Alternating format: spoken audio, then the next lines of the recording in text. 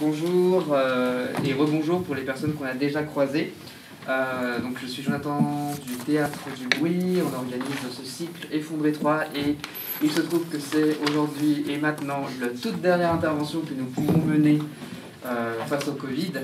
Donc les interventions de demain sont annulées, donc pour les personnes qui avaient pu voir. J'explique aussi un peu ce qu'on organisait. Donc le cycle Effondré, c'est une volonté qu'on a voulu mettre en place de créer du lien avec une pièce qu'on a montée qui s'appelle Là le feu, qui est un spectacle sur le sentiment d'impuissance et d'insuffisance dans un monde qui semble s'effondrer.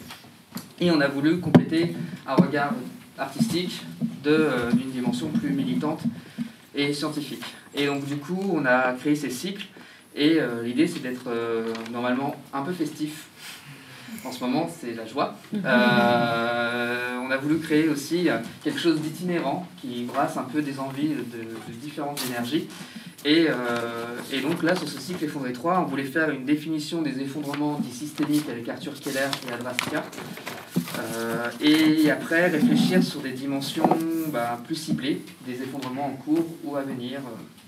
Et donc il y avait sanitaire, puisqu'on est en plein dedans, mais on a aussi la biodiversité, l'énergie, et on voulait finir sur le week-end politique et citoyenneté, et rien de tel que du coup de croiser des forces qui sont très très ancrées sur le sujet. Je ne vais pas introduire les personnes parce qu'en fait du coup Suzanne ici présente le fera. Suzanne Le Maréchal, c'est une personne qu'on a rencontrée au cycle Effondré 2, donc l'année dernière, dans le cadre de tout plein de conférences, et qui était donc journaliste chez Bubble Art. Comment ça s'appelle déjà ? Human Media. Human Media, tout à fait, et qui va publier donc des podcasts. C'est ça, des podcasts ? Des documentaires. Des documentaires chez les Greniers d'Abondance, qui sont des personnes qui ont intervenu mardi dernier dans le cadre du cycle et qui travaillent sur la résilience alimentaire à l'échelle des territoires. Voilà. Et si d'autres choses à compléter, je laisserai évidemment le faire. Donc merci à tous et toutes d'être venus et bonne rencontre. Merci pour l'organisation. Merci. Bonsoir. Oui, voilà. Donc moi, ma façon d'essayer d'être militante, c'est de faire des films. Et là, on va venir parler de toutes les autres possibilités d'être militant et puis de continuer dans la lutte. Alors, on a deux personnes de XR. Donc, on a Quentin, qui est XR depuis 1 an, qui est vegan, militant du logiciel libre et anticapitaliste à tendance anarchiste, autant dans son boulot que dans ses heures militantes. On a Chloé, donc, qui est rebelle XR depuis 3 mois. Elle est coutumière du milieu associatif sous différentes formes, donc primo-militante empathique et révoltée contre la culture de l'individualisme. Donc ils vont nous présenter un peu XR et puis réfléchir aux actions qu'ils font et qu'ils feront dans le futur. Et nous avons Kevin Haddock, cofondateur des Éditions Libres. Donc il va nous expliquer en détail ce que c'est. Et puis Lorenzo Papace. Papache, en fait. Papache. Ouais. Ben, je savais pas. Stagiaire au podcast Floraison. Donc pour ceux qui ne connaissent pas, je suppose que tu pourras en dire plus. Et co-créateur de la série L'école du chat noir. Ouais. Donc ils vont nous expliquer tout ça plus en détail. Donc je propose qu'on commence avec XR et leur présentation. Donc l'idée c'est qu'on prend une 40aine de minutes pour faire des présentations. Et puis ensuite on aura 1 heure pour entre moi qui vais poser des questions. Et puis ensuite bien sûr l'idée c'est de débattre et de parler avec vous tous. Donc préparez vos questions et voilà, ça va être intéressant. Et ben je vous laisse la parole. Merci pour l'introduction en tout cas. Et puis merci pour les présentations qui étaient assez rigolotes. On a bien rigolé quand on t'a envoyé ça en tout cas. Du coup, nous on voulait vous présenter Extinction Rébellion un peu sur le côté action non violente et désobéissance civile. D'abord, du coup, Extinction Rébellion, pour ceux qui ne connaîtraient pas, donc c'est... Moi j'ai l'habitude de le présenter, c'est comme ça que ça se présente aussi, c'est un mouvement, c'est pas une association, on n'est pas sous forme associative, on n'a pas de forme juridique en soi. C'est un mouvement qui est né à Londres en octobre 2018 d'un mouvement qui s'appelle Rising Up. Donc l'objectif à l'origine de ce mouvement, c'était vraiment de montrer et de visibiliser l'extinction de masse et de faire déclarer l'urgence climatique par les médias et les politiques. Donc ça Donc ça a pris au départ à Londres, c'est un mouvement qui s'est internationalisé, qui est arrivé en France en 2019, si je dis pas de bêtises. Donc c'est un mouvement qui se veut non hiérarchique, qui se veut dans l'horizontalité de la mise en place des actions, des coordinations, et puis même au sein du mouvement, quand on veut parler de sujets ou de différentes choses, l'idée c'est qu'il n'y ait pas de domination des mouvements internationaux ou de Extinction Rébellion France ou Extinction Rébellion Paris sur les groupes locaux, parce qu'on a un mouvement qui est décentralisé, et en fait l'énergie du mouvement, elle vient vraiment au final des rebelles, et du fait que ils ont confiance ils ont confiance et ils ont envie, ils sont motivés pour justement faire bouger les choses, et puis pour monter des actions, et du coup en fait tout part de là. Après on peut aussi on travaille beaucoup en coordination plus nationale. Enfin, les groupes locaux discutent les uns entre les autres. Quand il y a une action qui est montée quelque part, on peut aussi la répliquer à un autre endroit. Des fois, elles vont être justement mises à l'international pour plus de visibilité. Mais l'idée, c'est de garder vraiment cette horizontalité. Du coup, à Lyon, ça a démarré au printemps 2019 avec un happening, une action de blocage au centre commercial de la Part-Dieu, qui était un die-in. Donc c'était un blocage avec, je crois, il y avait je sais plus exactement comment c'était, mais l'idée c'était de parler de l'extinction de masse et de paralyser le centre de la Part-Dieu en faisant une action très créative et très visuelle. Donc moi je peux difficilement en parler parce que j'étais pas là, mais j'aurais peut-être dû aller revoir le truc. Mais du coup en fait Extinction Rébellion, on se regroupe autour de 4 revendications principales qui sont, il y en a 3 qui sont internationales et une qui est purement française. Donc les 3 premières, donc on a le fait qu'il faut déclarer l'urgence climatique, dire la vérité. La deuxième, c'est qu'on souhaite on veut la neutralité carbone en 2025, et donc mettre en place des politiques engageantes et pour que justement on enclenche quelque chose, enclenche une mouvance. Et la troisième, donc c'est, je crois, c'est sur l'extinction.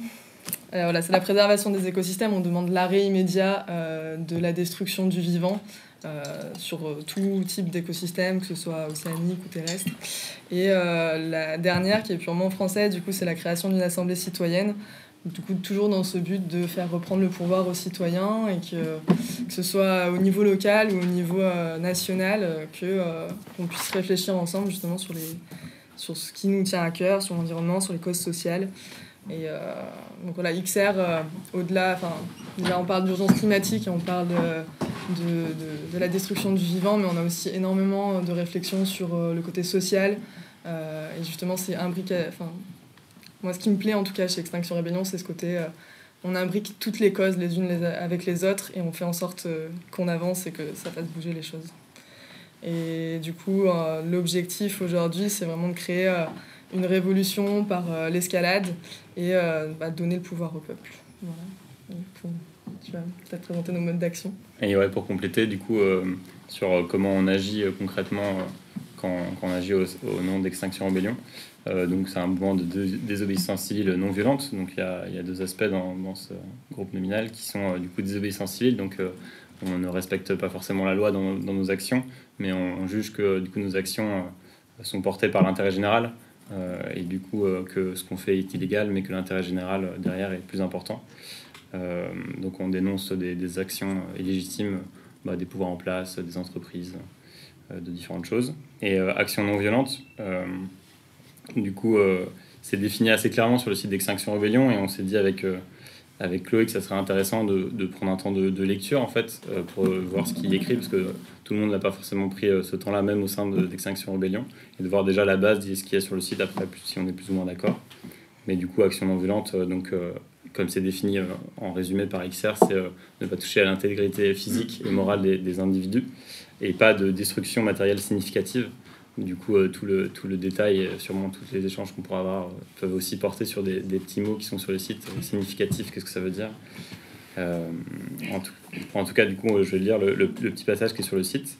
Donc, il y a les 4 revendications qu'a dit Chloé. Il y a aussi 10 principes qui permettent de se définir comme Extinction Rébellion. Donc, si on est d'accord avec ces 10 principes-là, on peut agir, monter son groupe local du jour au lendemain et dire je suis le groupe local de Saint-Martin, Trucmuche, et en fait on est Extinction Rebellion. Donc il y a ces 10 principes-là, et donc le 9e principe s'appelle « Nous sommes un réseau non violent ».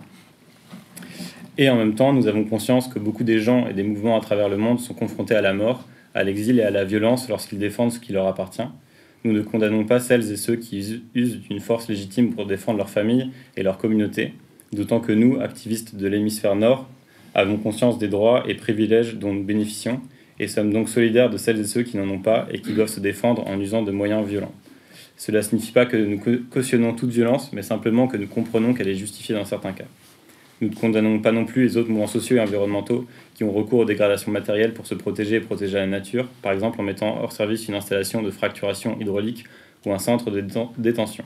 En revanche, notre réseau n'entreprendra aucune destruction de biens significatifs à cause des risques pour le mouvement et ses membres dans certains pays en particulier. Du coup, ça peut être aussi mis en relation avec d'autres principes. En tout cas, c'est comme ça que nous on l'a interprété quand on a voulu amener le sujet ce soir. En fait, on peut voir ce principe-là en relation avec d'autres qui sont les principes 4 et 5, notamment le principe 4 qui dit que nous nous remettons nous-mêmes en question. Donc il y a aussi vachement cette idée de dire d'être humble par rapport à ce qu'on fait. Souvent, on est aussi vachement primo-militant, on n'a pas forcément des idées sur tout. Et on essaye d'être autocritique autant sur nous-mêmes que sur le mouvement et de se remettre en question par rapport à ce qui arrive. Et je trouve que c'est quelque chose qu'on a quand même pas mal vu ces derniers temps dans les mouvements climat, portés par justement pas mal de documentation ou de critiques qui a été faites à ces mouvements-là. Et donc ça, c'est un des principes d'ICSER. Et donc le principe 5, c'est nous valorisons la réflexion et l'apprentissage. Donc l'intelligence collective, la diversité, la transmission et le partage sont des valeurs qui sont importantes au sein d'Extinction Rebellion, avec notamment beaucoup de formations qui sont faites, de groupes de réflexion, de débats qui sont essayés d'être amenés par Extinction Rebellion. Donc il y a finalement beaucoup d'actions, il y a des actions qui sont faites qu'on peut voir dans les médias par Extinction Rebellion, mais les groupes locaux aussi agissent beaucoup entre eux. Et nous, il y a vachement de temps pris en fait pour s'auto-former ou se donner la connaissance entre nous et s'auto-critiquer, faire avancer le débat, parler de stratégie, ce genre de choses. Et donc pour reprendre les objectifs des actions non violentes au sein d'ICSER, donc l'idée c'est d'avoir selon les propres termes qui sont sur le site, une radicalisation massive. Donc il y a cette idée d'être inclusif pour que de plus en plus de gens puissent rentrer et du coup faire masse pour pouvoir changer les choses. Et il y a aussi donc, plein de petits points qu'on a marqués, mais on les abordera peut-être au fil de la soirée, mais le côté créatif aussi est assez important dans Extinction Rebellion. Donc essayer de faire des perturbations créatives, d'innover aussi là-dessus, de faire du beau aussi, en essayant comme on peut, et du coup d'incarner les idéaux dans lesquels qu'on aimerait bien voir advenir dans les sociétés, dans les sociétés qu'on essaie de créer, et donc de ne pas reproduire les schémas de violence notamment pour lesquels on lutte. Voilà pour cette petite présentation. Super, du coup je vous laisse la parole à l'un d'entre vous. Ça marche, moi je commence. Ok. Super. J'ai déjà une petite question pour tout le monde.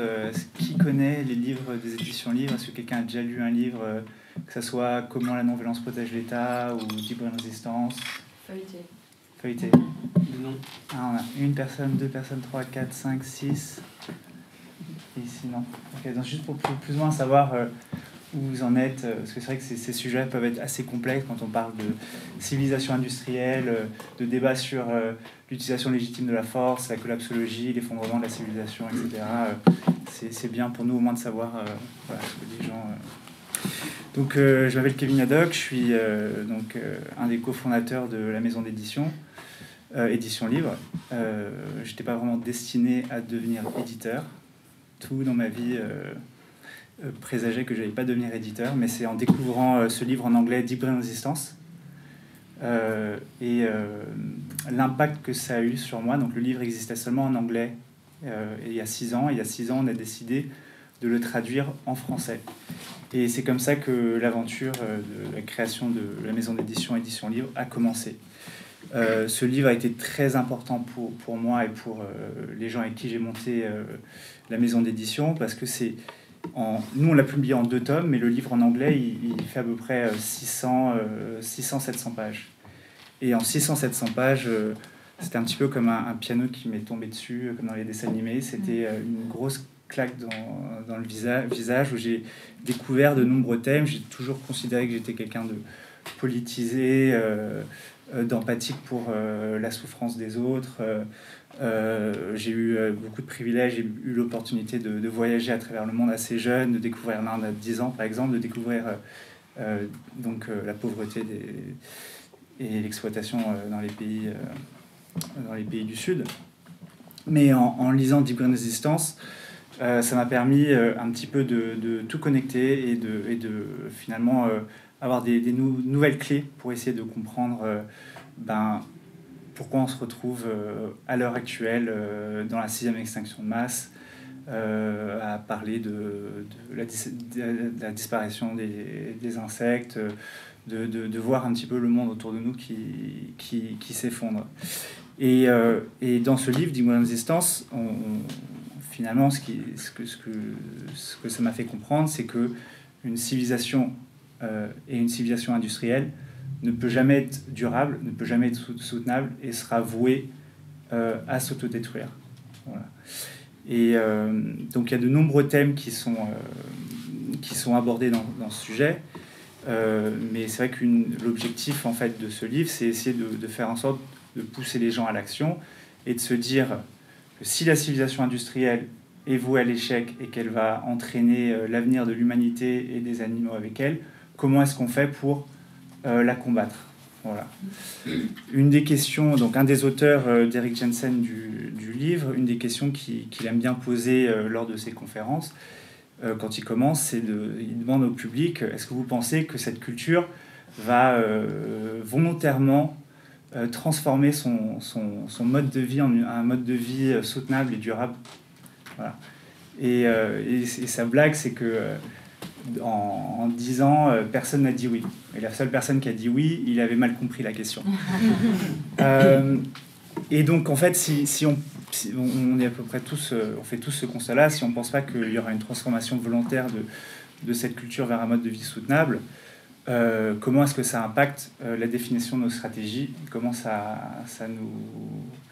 est-ce que ça peut nous guider dans la formulation de nos tactiques et voilà. Et donc dans ce livre assez dense qui nous fait passer par toutes sortes d'états d'âme, de la dépression à la rage, à la peur, etc., ça a le mérite d'aborder de nombreux sujets, donc les sujets notamment qui sont très clivants, comme l'utilisation légitime de la force, la question de la violence versus la non-violence, les différentes stratégies face au désarroi ou face à ce qu'on est en train de vivre. Est-ce qu'on crée une barque de sauvetage? Est-ce qu'on part au fin fond de la forêt et on essaye de vivre en autarcie? Ou est-ce que finalement il ne faut pas essayer de rentrer de plein fouet dans le problème et essayer de lutter? Parce qu'en fait, vous pouvez aller vous échapper dans la plus belle forêt, créer le plus beau éco-village du monde. Le jour où Eiffage, Vinci voudra faire traverser une autoroute à travers votre éco-village, vous allez pouvoir rien faire. Parce que cette civilisation, elle est expansive, elle est extrêmement expansive, elle nécessite une croissance infinie. Et il y a 200 ans, pendant la révolution industrielle, jamais quelqu'un serait imaginé que le monde serait étendu autant que c'est étendu aujourd'hui. On peut aller au fin fond de l'Alaska et découvrir des produits chimiques. Maintenant, l'Amazonie va bientôt avoir des autoroutes qui vont la traverser. Donc, avant cette conférence, j'ai dit à Lorenzo qu'il pouvait m'interrompre et intervenir si jamais aussi il voulait compléter mes idées, parce que c'est vrai que c'est un petit moment que je me suis pas exprimé en public. La raison pour laquelle je prends aussi la parole, c'est que la plupart des auteurs qu'on publie chez les éditions libres sont anglophones, vivent aux États-Unis, et donc en fait ils peuvent pas venir ici présenter leurs livres, et c'est un petit peu notre objectif aux éditions libres, c'est d'essayer de participer à ce type d'événement. Le seul auteur qu'on a publié qui est francophone est décédé malheureusement, donc il nous aidera pas là-dessus. Et donc voilà, donc nous avec Lorenzo, on s'était dit qu'on voulait se présenter assez rapidement et essayer de sauter assez rapidement dans une conversation avec le public et faire en sorte que ça soit le plus dynamique possible pour vous. Donc, je ne sais pas s'il y a d'autres thèmes qu'on pourrait aborder, que je pourrais présenter des éditions livres. On publie aussi des livres sur le féminisme, qu'on pense être assez central dans la lutte écologiste pour diverses raisons. Une critique de la civilisation industrielle, je pourrais rentrer plus en détail si ça vous intéresse. Une critique de la technologie, qui est aussi très importante. Critique de la technologie et de l'espoir, comme quoi la technologie peut nous sortir des problèmes dans lesquels on se trouve aujourd'hui. J'avais un prof d'université qui m'avait dit il y a presque 15 ans, on vous dira toujours que la technologie sera la solution, mais la technologie est le problème. Et donc, si on se retrouve dans la guerre dans laquelle on est aujourd'hui, c'est aussi à cause de cette obsession qu'on a vers le progrès technologique, la science, toujours dans l'espoir de se créer une vie meilleure, mais finalement, le monde qu'on crée grâce à la technologie est de pire en pire. Et donc là, aujourd'hui, on a la 5G, la surveillance de masse, etc. D'autres thèmes qu'on aborde aux éditions livres, est-ce que tu peux m'aider? Est-ce qu'il y a d'autres... la question l'histoire et les histoires de la résistance. Oui, exactement. Ouais. Je peux te laisser, c'est une bonne transition. Allez. Tous ces thèmes, en fait, nous, c'est ce qui nous intéresse aussi sur le blog Floraison, qui est aussi un podcast. Moi, je suis de sensibilité anarchiste. C'est aussi pour ça que j'ai co-créé le projet vidéo qui s'appelle L'école du chat noir. Par contre, ça me prend une éternité à réaliser parce que c'est de l'animation, donc il n'y en a pas beaucoup disponible. Et c'est très long à faire. Et on manque toujours de temps. Donc tous les thèmes là, dont Kevin dont tu as parlé, c'est des trucs qui nous intéressent énormément. Donc évidemment, les livres des éditions libres, ils nous inspirent, quoi. On les analyse, on a fait certaines fiches de lecture.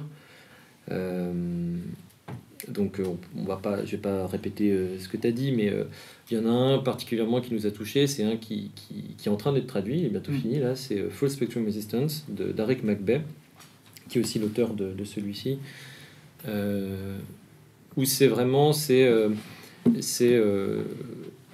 la résistance, mais concrètement comment ça se passe, et au vu des luttes passées, des luttes présentes, et moi, ce que j'ai adoré dans ce livre, et donc j'en ai fait quelques résumés en ligne qui sont disponibles si on n'a pas beaucoup de temps, puis si vraiment on veut aller à fond, on peut aller dans les bouquins. C'est l'approche non dogmatique en fait de tous les mouvements, et en fait où l'auteur il prend du recul, quoi, parce que là on parle, et puis à côté on a des activistes, donc on va pas non plus faire les malins avec surplombé de théorie, parce que ça doit vraiment normalement être un aller-retour entre les deux, entre la pratique et puis la théorie. Être que dans l'un ou dans l'autre, c'est toujours borne, quoi, on va dire. Et moi, ce que j'adore dans ce livre, et je pense que Quentin, tu me dis, ouais, ça t'a plu. En fait, je pense que ça peut parler à plein de mouvements différents, parce que c'est concrètement comment s'organiser, comment faire attention, la sécurité, la stratégie, tout ça. Donc ça, c'est un des trucs qu'on fait à Floraison, des analyses un peu stratégiques, et puis aussi des critiques. On essaye de jouer notre rôle de média, c'est-à-dire de parler des sujets quand il y en a, mais toujours avec un regard critique, dans une perspective de culture de résistance. Le podcast lui-même, il commence avec si résister à la culture dominante est la seule chance de nous sauver, alors nous avons besoin d'une culture de résistance. Et d'ailleurs, ça rejoint un petit peu la ligne rouge de ce livre, où, en fait, de dire concrètement, en fait, là, le mouvement écologiste, on n'est pas à la hauteur, quoi, parce que, en fait, en face, les moyens sont démesurés, qu'il y a un désastre à la fois social et écologique qui ne fait qu'empirer. Donc, il va falloir, de toute façon, qu'on passe à la vitesse supérieure pour qu'il y ait encore une chance qu'il y ait de la vie sur cette planète dans un siècle. Et donc il faut semer les graines d'une culture qui va monter, quoi, escalader, parce que malheureusement ce qui nous attend c'est un conflit en fait de plus en plus prononcé, quoi, parce qu'en face ils sont pas prêts de lâcher. Donc voilà, on essaye de participer comme on peut à l'émergence d'une telle culture, d'essayer aussi de ne pas perdre de vue qu'est-ce qu'on veut. C'est-à-dire, c'est quoi l'objectif? Mais du coup, pour savoir c'est quoi l'objectif, c'est quoi le problème? Et puis vraiment essayer de bien circonscrire le problème. Et du coup, ça demande d'analyser, de comprendre le monde dans lequel on est. Et voilà, on n'a pas le temps, on n'a pas forcément le temps, il faut lire.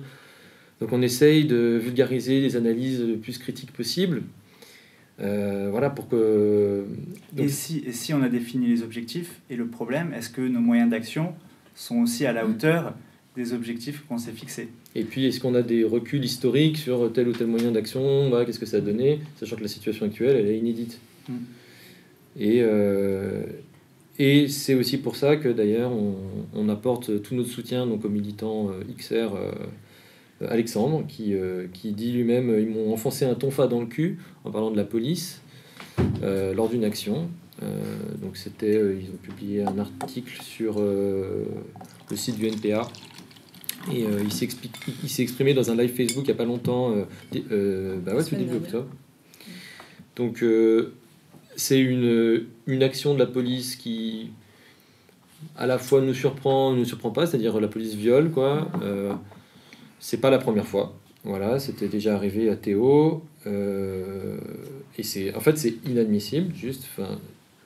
On espère vraiment que ça va pas en rester là. Et nous, on va vraiment suivre l'affaire jusqu'au bout, quoi, parce que c'est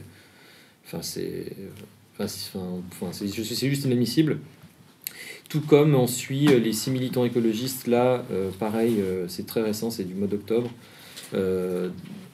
et septembre-octobre, à Grenoble, 6 militants qui subissent la violence judiciaire parce qu'ils sont soupçonnés d'avoir voulu créer une ZAD, donc à Grenoble, et qui aujourd'hui sont soumis à un contrôle judiciaire strict. Voilà, il faut pointer au commissariat toutes les semaines. Ils attendent un procès pour association de malfaiteurs, et ça peut prendre des années. Et à Grenoble, ville écologiste, à ce qui paraît. Donc c'est chouette, les municipales, c'est chouette de bien voter, parce que c'est important, hein, sauf qu'au final, 6 écologistes sont considérés comme des malfaiteurs pour avoir fait la base de l'écologie, c'est-à-dire protéger un espace vivant. Avant de laisser la parole, je vais réagir, même si là je suis pas trop dans le conflit, j'ai pas envie de me battre, mais ouais, sur les objectifs d'XR, quoi, que tu as dit. Moi, j'ai un problème avec demander à ce que l'État... En fait, j'ai un problème avec l'État, voilà.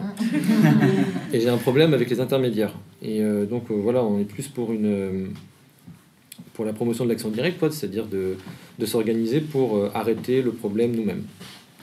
Et le fait de demander à l'État de dire la vérité, moi, j'y crois pas, quoi. En plus, ça veut dire quoi, vérité? Dire la vérité, ouais. Dire la vérité, ça, pour moi, j'aimerais qu'on soit plus précis sur ça. Pareil, sur la neutralité carbone, ils vont nous enfler avec ça. C'est un moyen d'acheter la pollution, en fait. Ça me fait peur aussi. Et sur l'Assemblée citoyenne, c'est très intéressant ce qui vient de se passer, parce qu'on a eu, il ne faut pas le laisser passer, on a eu la Convention citoyenne pour le climat. On vient juste de publier la première partie d'un article un peu critique, évidemment, on ne peut pas s'en empêcher, sur le blog. Et voilà, c'est important, parce qu'il y avait des gens qui y croyaient. Bon, ok, ça a été fait, maintenant, qu'est-ce qui s'est passé, quoi? Donc, à la fois, on peut regarder comment se méfier, en fait, de l'illusion citoyenniste, de se dire que par les institutions, par une assemblée, par des gens tirés au sort, on va arriver forcément à notre objectif. C'est tout plein de pièges, en fait, tout ça, et ça part d'une bonne intention, c'est-à-dire que concrètement, le pouvoir, on est dépossédé du pouvoir, donc on veut le retrouver, le recouvrer. Mais en fait, concrètement, comment ça s'est passé dans les institutions étatiques, c'est horrible, en fait, avec même la présence de lobbies à l'intérieur même des comités. Et ce que ça prouve, c'est que des gens tirés au sort font mieux que des énarques, ça c'est sûr.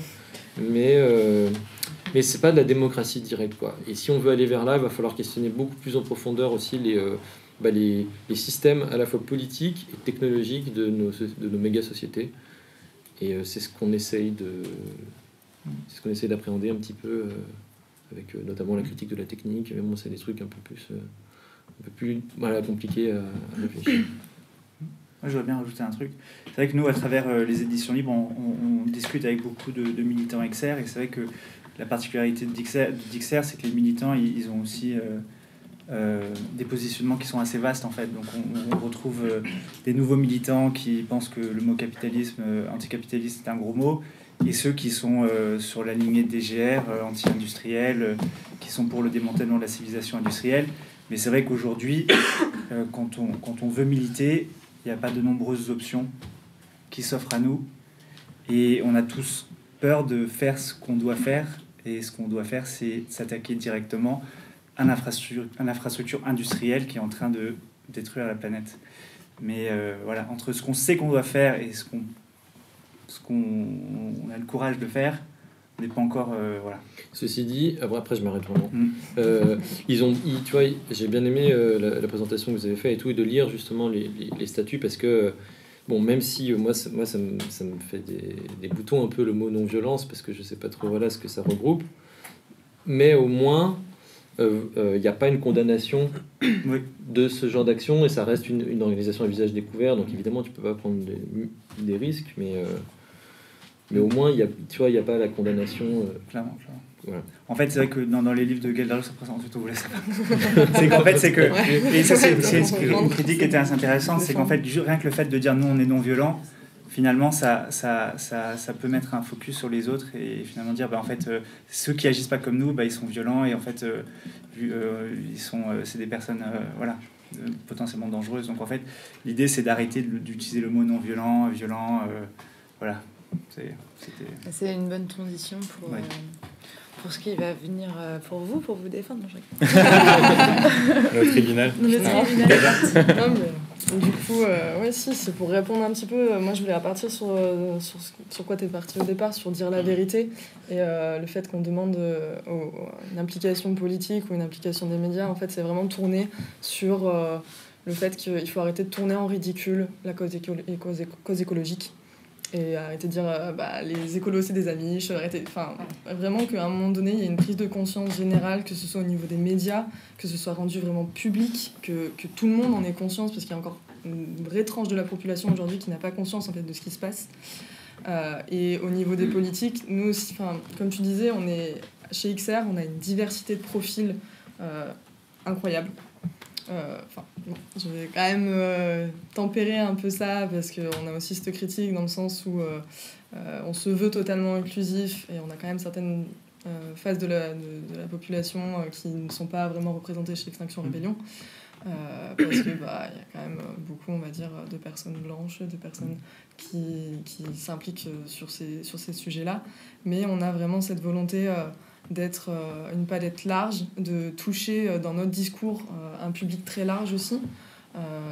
D'où le fait que quand on parle de radicalisation chez nous, on parle de radicalisation de l'écologie, et de faire une escalade, et en fait de proposer une diversité de méthodes pour tout le monde, pour s'inclure dans notre mouvement. C'est-à-dire que ça va partir de la sensibilisation dans les métros, sur la place publique, pour aller jusqu'à des actions de blocage qui ont pour le coup des fois été assez une répression assez violente en face, ou des gens qui vont se retrouver du coup en garde à vue, qui se sont retrouvés avec des procès.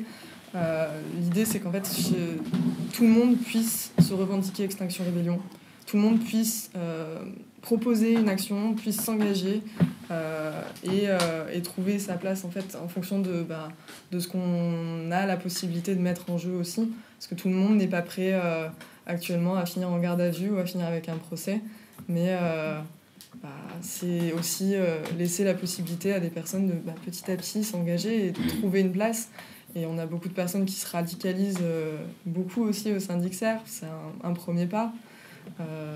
Et voilà, donc c'est pareil, neutralité carbone, en fait ce qu'on demande c'est des engagements vraiment immédiats, que ce soit de la part des politiques ou des entreprises. Mais voilà, je sais pas si tu veux compléter un peu. Et pour compléter sur ce point neutralité carbone, là, je suis d'accord que c'est vraiment le nouveau délire, c'est de dire que la pollution elle était juste ailleurs, et donc typiquement avec un sujet que XR Lyon s'est emparé depuis quelques mois, qui est le sujet des trottinettes.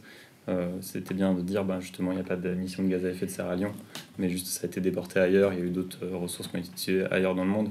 Donc on voit bien que ce point-là, s'il n'est pas accompagné vraiment de réflexion scientifique ou globale, il n'est pas suffisant. Et donc je suis plutôt d'accord avec ça, que ça peut être un peu vaseux et qu'on peut rapidement nous la faire à l'envers.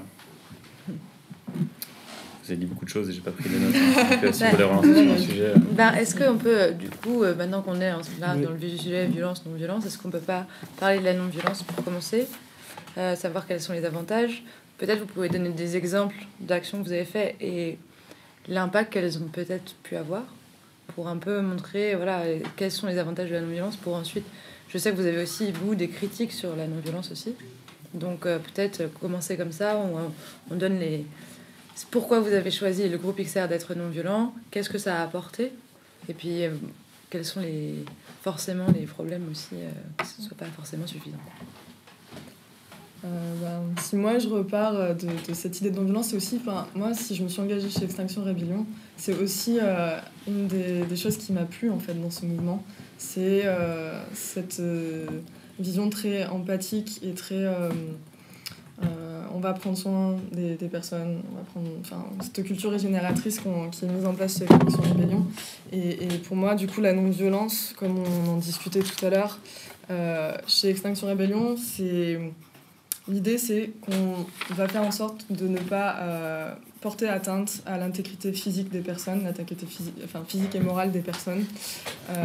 On ne fait pas de destruction massive de matériel, toujours aussi dans cette idée qu'on ne va pas mettre en danger que ce soit les rebelles qui vont faire des actions ou les utilisateurs ou les personnes qui pourront être à proximité, parce qu'on a vraiment cette volonté qu'en fait on lutte contre des systèmes, on lutte contre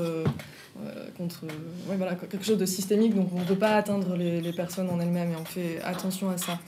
Et là où je voulais, du coup sur la non-violence, pour nous, on a eu une réflexion assez large sur en fait, ce que ça engage. L'idée et l'avantage de la non-violence, ce qu'on y trouve, c'est le fait de faire de la massification, de justement qu'on touche une large population en termes de communication, sur des actions, par exemple à Londres, où ils sont dans la rue avec des pieuvres géantes ou autre. En fait, c'est spectaculaire, c'est visible, ça permet de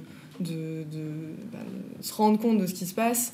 Ça a aussi cet avantage d'être très déstabilisant, que ce soit pour du coup, le public ou les personnes qui vont être à proximité, qui vont peut-être être interloquées par ce qui se passe et qui vont du coup derrière essayer de trouver, de commencer à réfléchir. Ça a aussi cette déstabilisation au niveau de l'adversaire, parce que ce qu'on y trouve, c'est qu'ils ne savent pas forcément comment répondre quand on arrive et qu'on est plein de peinture ou qu'on fait un truc et qu'on doit, en termes, que ce soit les forces de l'ordre ou que ce soit les entreprises derrière et qu'on arrive à 15 millions, ils ne savent pas par où désamorcer sans que ça puisse se retourner contre eux et qu'ils aient aussi une mauvaise image, et que du coup on peut utiliser un peu la communication de ces entreprises ils ont des armadas, ils ont du budget pour communiquer. Et quand ils viennent nous attaquer, par exemple à la Société Générale, quand ils viennent attaquer trois rebelles d'Extinction Rebellion qui se sont fait prendre, parce qu'en fait, du coup, pour expliquer, donc, on a une action anti-SOGé contre la Société Générale qui avait été montée l'année dernière, donc avec des utilisations de blancs de meudon sur les distributeurs, sur les agences, justement pour communiquer sur le fait que la Société Générale, elle trempe et elle investit dans des projets qui ne sont absolument pas écologiques. Donc 3 rebelles se sont fait interpeller, ils ont fini avec un procès. Que ce soit visibilisé, le procès, au final, c'était facile de dire nous, c'est juste de la peinture, on fait rien qui est grave. Par contre, ce qui se passe en face, c'est hyper grave. Et en fait, utiliser ces procès-là, c'est aussi une tactique qui a été mise en œuvre chez Extinction Rebellion. Donc, il y a vraiment diversité d'avantages. Après, on sait qu'effectivement, il y a ce côté... on va peut-être mettre en lumière qu'il y a des actions violentes d'un autre côté, mais c'est pas notre but. Nous, on n'est vraiment pas dans cette optique-là. On veut juste protéger les rebelles. Et puis, si on s'engage plus, le truc, c'est que du coup, comme je disais tout à l'heure, comme c'est pas une association, c'est simplement un mouvement, c'est aussi les personnes qui s'engagent pour elles-mêmes et qui vont engager leur propre personne, donc que ce soit juridiquement ou autre. Donc c'est à la volonté. Voilà. Mais est-ce que la question, c'est pas de l'efficacité de tout ça? Est-ce qu'on a des exemples concrets de choses qui ont vraiment avancé seulement avec la non-violence? Parce que bien sûr, moi, la non-violence, c'est quelque chose que tout le monde comprend, et effectivement, ça touche le plus de gens possible. Mais est-ce qu'on peut se poser la question de son efficacité? Je le comprends pas. Toi, tu comprends? Oui, je joue aux bêtes, mais je le comprends pas. Je sais pas, tu comprends bien que les marches pour le climat, ce genre de trucs, c'est des choses non violentes? Mais pourquoi? Pour des gens, c'est violent. De marcher contre le climat? La répression qu'il y a derrière, tu veux dire? Non. En fait, ce qu'il est en train de dire, c'est que vu que c'est extrêmement subjectif, bon là, cet exemple est peut-être un petit peu tiré par les cheveux, mais vu qu'en fait, le terme violence, c'est descriptif et c'est subjectif, parce que moi, je considère violent ne peut pas être violent. Alors qu'est-ce que c'est violent? On peut peut-être... C'est justement ça, en fait, c'est que certaines personnes vont dire, moi je pense que... J'ai un meilleur exemple. Il y a un super exercice on va pas le faire ce soir ensemble, mais si jamais vous vous retrouvez avec 30 personnes dans une salle, vous divisez la salle en 4 quarts, vous dites les gens qui vont là feraient l'action, les gens qui vont ici ne feraient pas l'action, ceux qui pensent que l'action est violente, vous allez à gauche, ceux qui pensent que l'action est non violente, vous allez à droite. Et donc vous dites par exemple fauchage d'OGM. Tu as des gens qui vont dire moi je trouve que c'est violent, mais je le ferai, moi je trouve que c'est non violent, mais je le ferai pas, etc. etc. Donc on se retrouve à chaque action nommée avec quatre différentes positions en fait. Mais là où on peut se mettre d'accord, c'est que ah oui, attaquer des êtres humains, attaquer des êtres sensibles, c'est de la violence. Maintenant la question c'est est-ce que c'est stratégique, est-ce que c'est utile, est-ce que ça vaut la peine, est-ce que les personnes non violentes vont dire que l'intimidation c'est de la violence. Mais l'intimidation, ça peut être extrêmement efficace. Si des camions de compagnies qui vont déforester vont dans un territoire amérindien et qu'eux, ils utilisent l'intimidation et qu'ils menacent de mort les personnes, sans avoir l'objectif de le faire, pour les non-violents, ils vont dire « Ah, c'est extrêmement violent de menacer de mort quelqu'un. » Mais ça peut être extrêmement efficace, et dans ce cas-là, moral, stratégique, etc. etc. Donc, bon, bref. Non, mais c'est ça la question. Il y a une citation de Derek Jensen quand il s'exprime en public. Il aime bien dire, en fait, la seule mesure sur laquelle on sera jugé par les générations futures, c'est la santé, en fait, de notre environnement.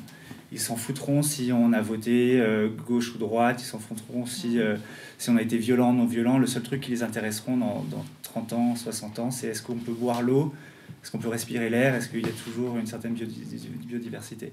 C'est pas pour dire que toutes les actions peuvent être utilisées à tout va. Il faut rester stratégique, il faut savoir que... Et puis juste aussi... Exactement. Voilà, dans notre cas de figure, vu que nous, on exprime une critique de la civilisation industrielle extrêmement précise et claire, on pense que pour atteindre nos buts de protection de l'environnement, on doit s'attaquer à la civilisation industrielle et qu'on n'a pas besoin de recourir à la violence contre des personnes sensibles pour arriver à nos objectifs. Parce qu'aussi, on estime que la destruction de biens, c'est pas considéré comme une violence. Voilà, exactement. Après, ça, on peut en discuter, voilà, mais ça, c'est un débat pour certaines aussi. personnes, c'est de la violence. Les bourgeois, quand on touche à leurs intérêts, pour eux c'est de la violence, et puis ils vont venir le crier dans les médias, dans les grands médias. Une banque qui est brûlée, une banque qui est attaquée, une banque qui est expropriée, les grands médias, tout de suite, c'est de la violence. Alors qu'en fait, aussi, pardon ? Pour XR aussi, sûrement. Je sais pas. Tu vois. En plus, on a du mal à parler. En plus, il et elle viennent parler en leur nom propre, pas au nom d'XR, et peut-être chacun a un avis différent. Et c'est vrai que c'est aussi ça la question des grosses organisations qui cherchent à massifier et faire en sorte qu'il y ait le plus de monde possible. C'est que pour des raisons légales, en fait, ils vont toujours devoir mettre en avant cette carte on est non-violent, on n'est pas menaçant, on cherche juste à jouer le jeu démocratique, de faire en sorte de mettre pression sur les pouvoirs politiques, etc. Et notre positionnement à nous, c'est que cette civilisation industrielle, son seul objectif, c'est de continuer à s'étendre et à fonctionner. Il y a une citation de Frank Zappa que j'ai découvert il n'y a pas trop longtemps. Il dit le gouvernement, nos politiciens sont la branche de divertissement du complexe militaro-industriel. où finalement tout le jeu démocratique, en fait, il est là pour finalement valider tout ce système industriel qui est en train de détruire la planète. Et malheureusement, moi je voudrais bien pouvoir, par des moyens démocratiques, entre guillemets, d'atteindre nos buts, mais on pense que c'est clairement impossible. En fait. Ça dépend des buts. Parce que oui, si c'est pour qu'une marque retire un produit, ça peut vraiment être possible avec un boycott ou quelque chose. Mais là, on parle de la destruction de toutes les forêts, l'empoisonnement des sols, de l'air, de l'eau. En face, ils sont très très très motivés et extrêmement violents. Ils tuent à tour de bras. C'est combien 200 espèces exterminées chaque jour qui disparaissent de la planète. Qui disparaissent pas, qui sont en fait qui sont tués, exterminés, qui sont exterminés, exactement. Et c'est extrêmement violent. Et on laisse faire ça. Ça, c'est aussi un des trucs que j'ai trouvé vachement intéressant dans le livre des GR, c'est d'essayer de voir le monde comme des structures de pouvoir et des infrastructures. C'est pas les idées qui sont en train de détruire la planète, c'est toute une infrastructure industrielle, des autoroutes qui permettent aux camions de passer, aux déforesteurs de fonctionner, etc. Et il faut réussir à bien définir l'ennemi. Je pense que ça aussi c'est très important. Si on n'arrive pas à définir l'ennemi, si on n'arrive pas à définir le problème et si on n'arrive pas à définir les objectifs, on s'attaquera jamais à la bonne personne et on utilisera toujours des moyens d'action qui ont montré toutes leurs faiblesses. Ouais, je vais revenir sur une phrase où je crois que j'étais pas d'accord avec ce que tu disais sur la définition de ce que faisait XR. Je pense que dans ce qu'a fait XR, qui est très très jeune encore, du coup, il y avait cette idée de dire toujours jouer avec le jeu démocratique, et je pense que c'est une des stratégies qui est utilisée, mais pas tout le temps. De dire quand on fait par exemple une semaine de rébellion, oui, c'est un but de massifier, mais c'est pas une fin en soi, c'est plutôt d'attirer plein de gens, de faire parler de la cause, de parler dans les médias, et du coup d'attirer de nouvelles personnes qui sont souvent néo-militantes. Mais je pense que si XR ne fait que ça, pour moi, effectivement, on a loupé un truc. Mais c'est juste pour après réussir à avoir des bases de militants pour faire d'autres choses et pas forcément jouer avec forcément le jeu démocratique. On n'est pas forcément tout le temps en train d'essayer d'avoir des réformes ou des changements de loi. Il y a aussi d'autres modes d'action. Et c'est juste que voilà, ça s'est plutôt fait connaître par de l'occupation publique à Londres ou à Paris. Mais c'était parce qu'il y a cette idée de massifier pour après faire d'autres choses. Mais c'est un moyen pour aller vers le but, mais pas le but en soi.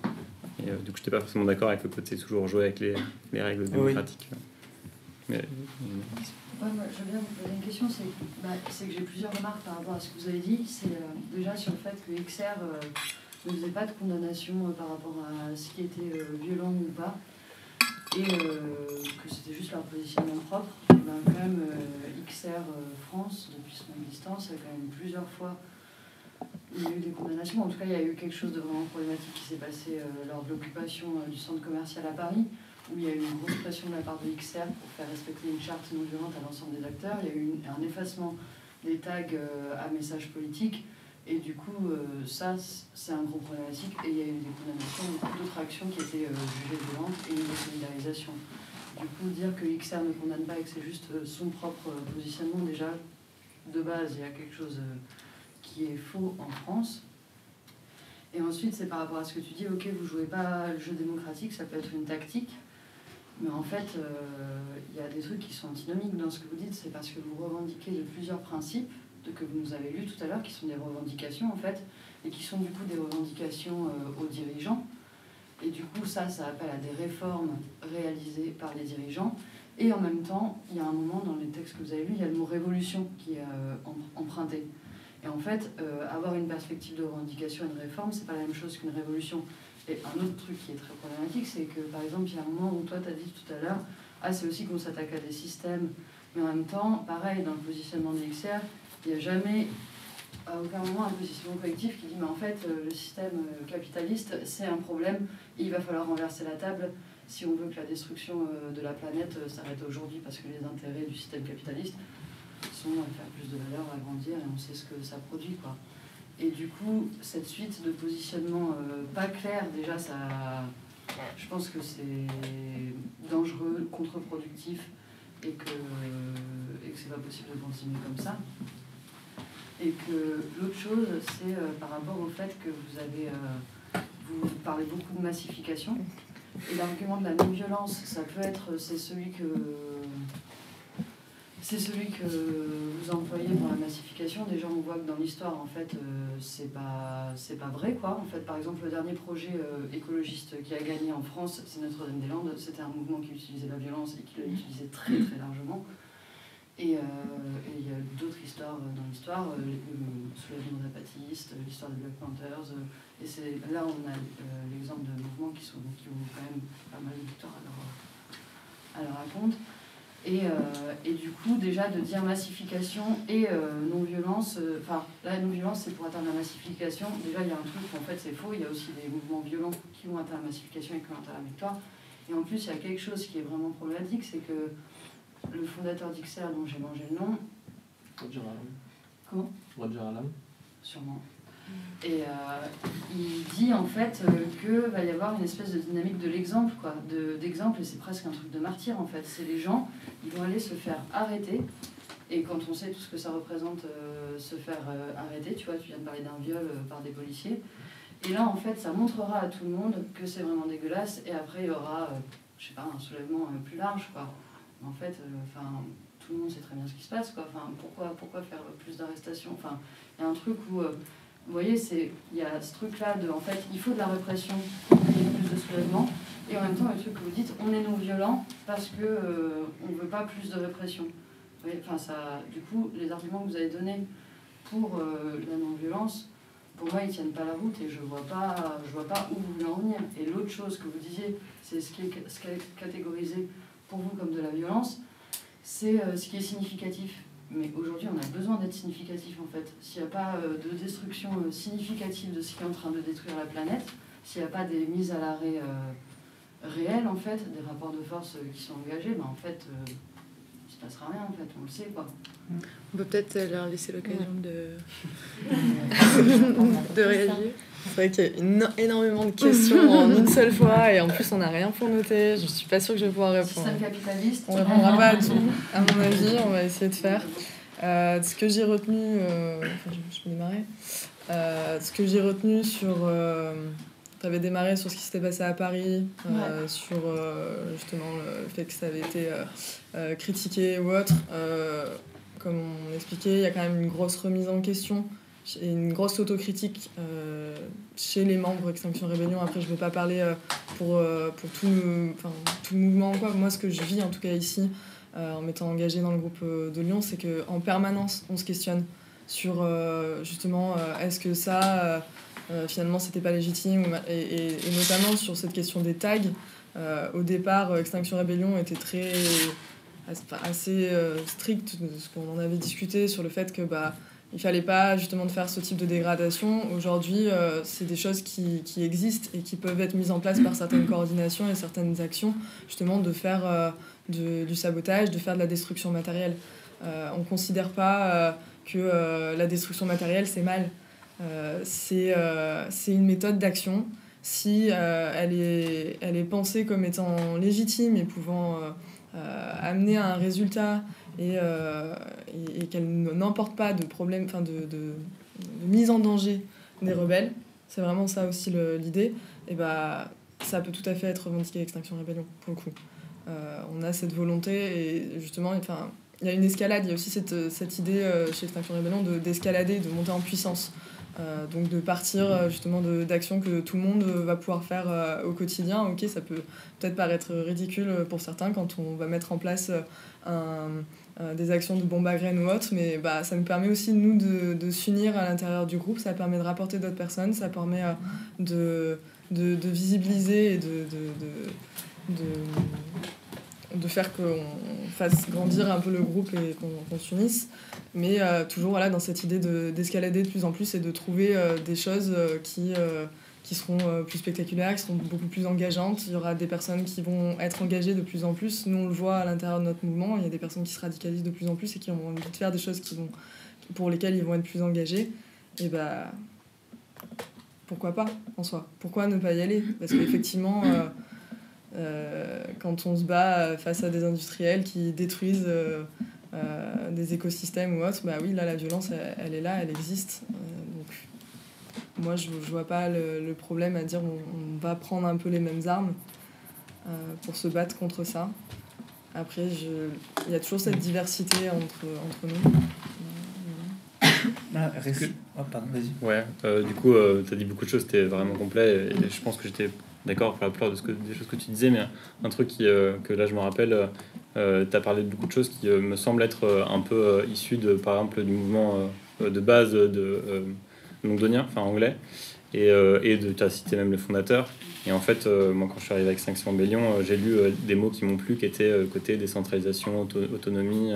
Et en fait, moi aussi, j'ai vachement critiqué ce côté très dogmatique. Et il y a peut-être des incohérences entre ce qu'on peut lire, des textes, de ceux qu'on pensait le mouvement il y a 2-3 ans, et en fait, la réalité de ce qu'on vit aussi en France. Et donc, il y a ce rapport déjà avec XR UK, Angleterre, qui nous impacte pas du tout en fait, dans notre vie de tous les jours. Et en fait, je m'en fous de ce qui est le fondateur, parce que je suis contre le principe même d'avoir un fondateur. Je vais pas lire ces textes, tu vois. Moi, ce qui m'intéresse, c'est qu'est-ce qu'on peut faire de cet objet-là, qui est Extinction Rebellion. Après, oui, ça peut être dérangeant, on peut le critiquer, mais il y a eu des critiques de certains groupes locaux qui ont dit bah nous on se désunit de ce qu'il dit. Enfin, il faut aussi se positionner par rapport à ce qu'est le dit fondateur, je suis d'accord. Et puis même en fait ce côté aussi parisianisme qu'on a vachement ressenti dans XR et qu'on ressent toujours, on est aussi vachement dans cette critique là de dire il y a XR France qui parle, et en fait on sait très bien actuellement par exemple que c'est beaucoup de Parisiens, donc beaucoup de groupes locaux de Paris qui vont prendre des décisions et qui ne représentent pas du tout la diversité des groupes locaux qu'on a en France. Et donc le mouvement est jeune, et ce qui est engagé depuis quelques mois, c'est justement cette autocritique là, de dire comment on prend les décisions ensemble. Donc repenser la démocratie au sein d'XR aussi en fait, et de se dire ça se trouve on peut pas être, on n'est pas d'accord à ce qui a été dit il y a un an, et voilà. Donc moi aussi ces critiques là en fait je les fais, et moi je trouvais ça aussi ridicule de dire qu'on était contre un tag, qu'est-ce que je m'en fous, et donc il y a toute cette diversité d'opinions à XR qui existe et qui est de plus en plus présente de mon point de vue en tout cas, parce que c'est dans les principes même de dire d'autonomie des groupes locaux.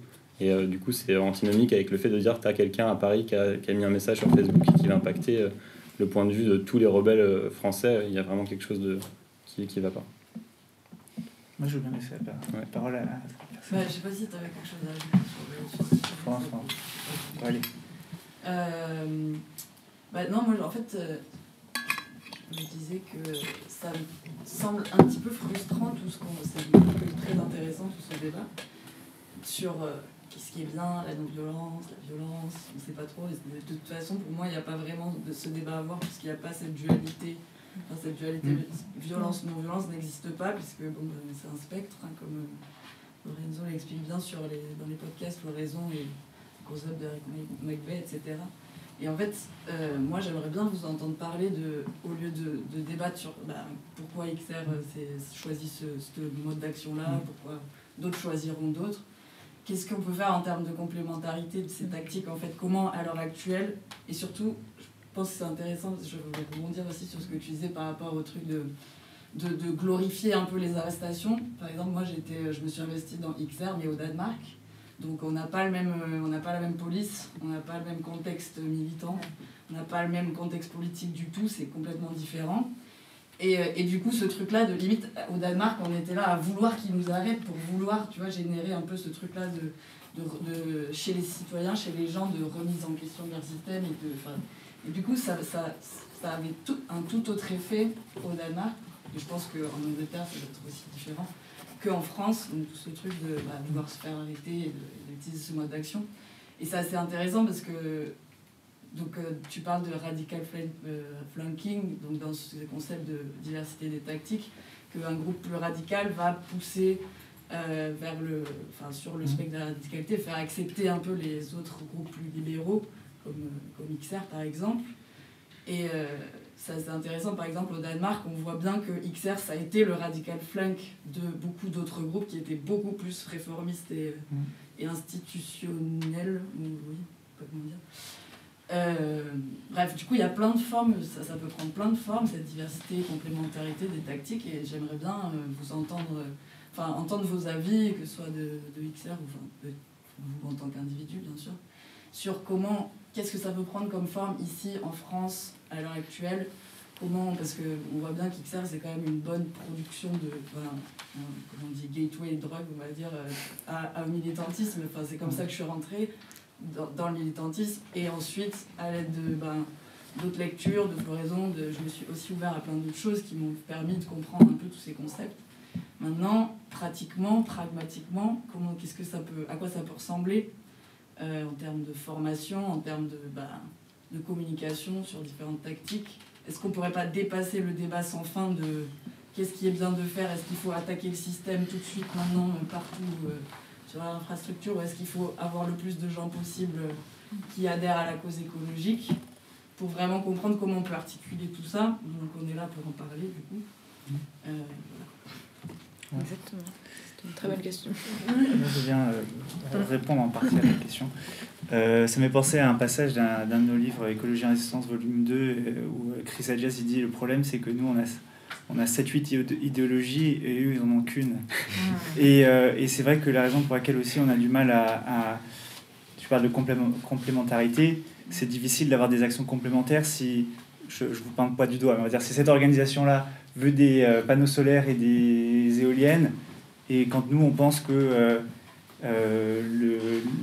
l'industrialisme vert est un oxymore et que de toute façon ça va régler en rien nos problèmes.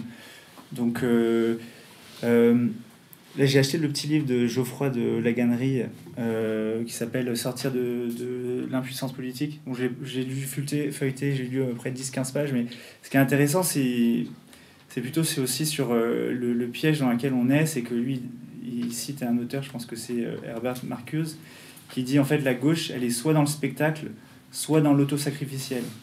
Soit on fait des manifestations qui finalement qui ressemblent à des happenings, des danses, etc. Soit on est en train de faire des grèves de la faim ou des grèves où en fait on renonce à son salaire. Et quand est-ce qu'on est vraiment en train d'attaquer les puissants là où ça fait mal? Et ça c'est vrai que ça c'est une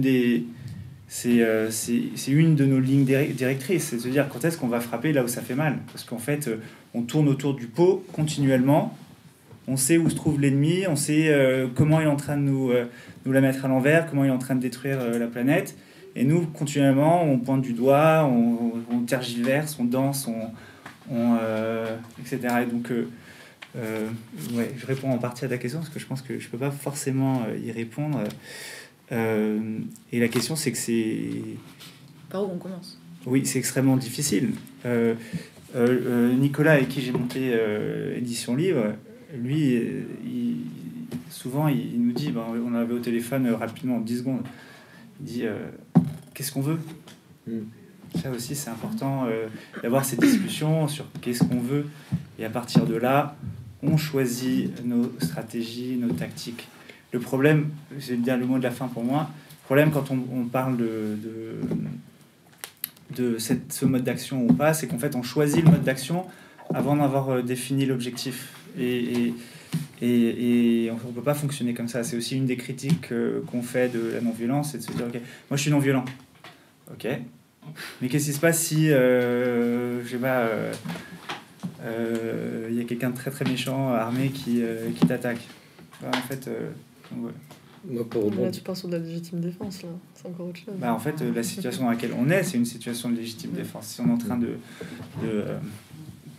contre ce système industriel qui est en train de nous attaquer dans nos chairs, à travers la pollution, à travers... Même on peut imaginer la légitime attaque aussi. Oui. Mais pour rebondir sur ce que tu disais, ouais, je pense qu'en fait, les lignes de fracture, ça va plus être sur...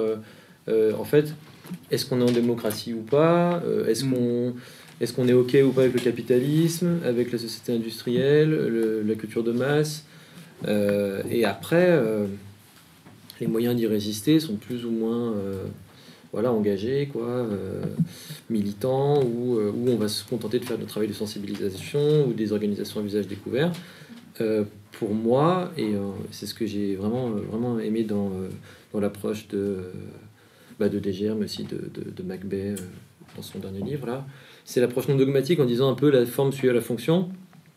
Et en fait, si l'objectif c'est de sensibiliser, alors l'organisation va prendre plutôt cette forme. Si c'est de prendre un peu plus de risques, ça va être d'autres formes, d'autres moyens de sécurité. Et c'est aussi pour ça que je pense qu'il faut faire attention XR. Parce que en fait effectivement c'est un lieu où des gens se radicalisent dans le sens où en fait ils se rendent compte qu'en fait là en fait il y a des limites, c'est qu'en fait certains modes d'action en fait vont pas forcément réaliser des objectifs ou en fait ne réalisent rien. Enfin bon, bref, il y a des limites et donc on a envie de passer à l'étape supérieure. Et c'est là qu'en fait des risques vont être pris alors que la structure est pas adaptée. Et ça met en danger, ça peut envoyer des militants et militantes au casse-pipe. Et ça c'est super dangereux en fait parce que c'est trop bien qu'il y ait des organisations de sensibilisation. Reste à voir à quoi on sensibilise. Est-ce qu'on dit on veut que des éoliennes ou voilà, ou on n'en veut pas? Ça change tout en fait ça. Et parce qu'on va avoir des financements ou on va pas en avoir. Et mais en fait après est-ce qu'on fait de l'action directe ou pas et quel genre de risque on prend? Et ben en fait c'est pas du tout les mêmes mesures de sécurité. Et si des gens restent dans une organisation qui est faite pour la sensibilisation, ils se mettent à faire autre chose, ils se mettent en grand danger et on a tellement peu de force que qu'en fait, il s'agirait de les garder le plus efficaces jusqu'au bout et de faire très attention à acquérir les formes d'organisation qui sont les plus efficaces et qui nous mettent le plus en sécurité pour riposter à cette guerre par légitime défense.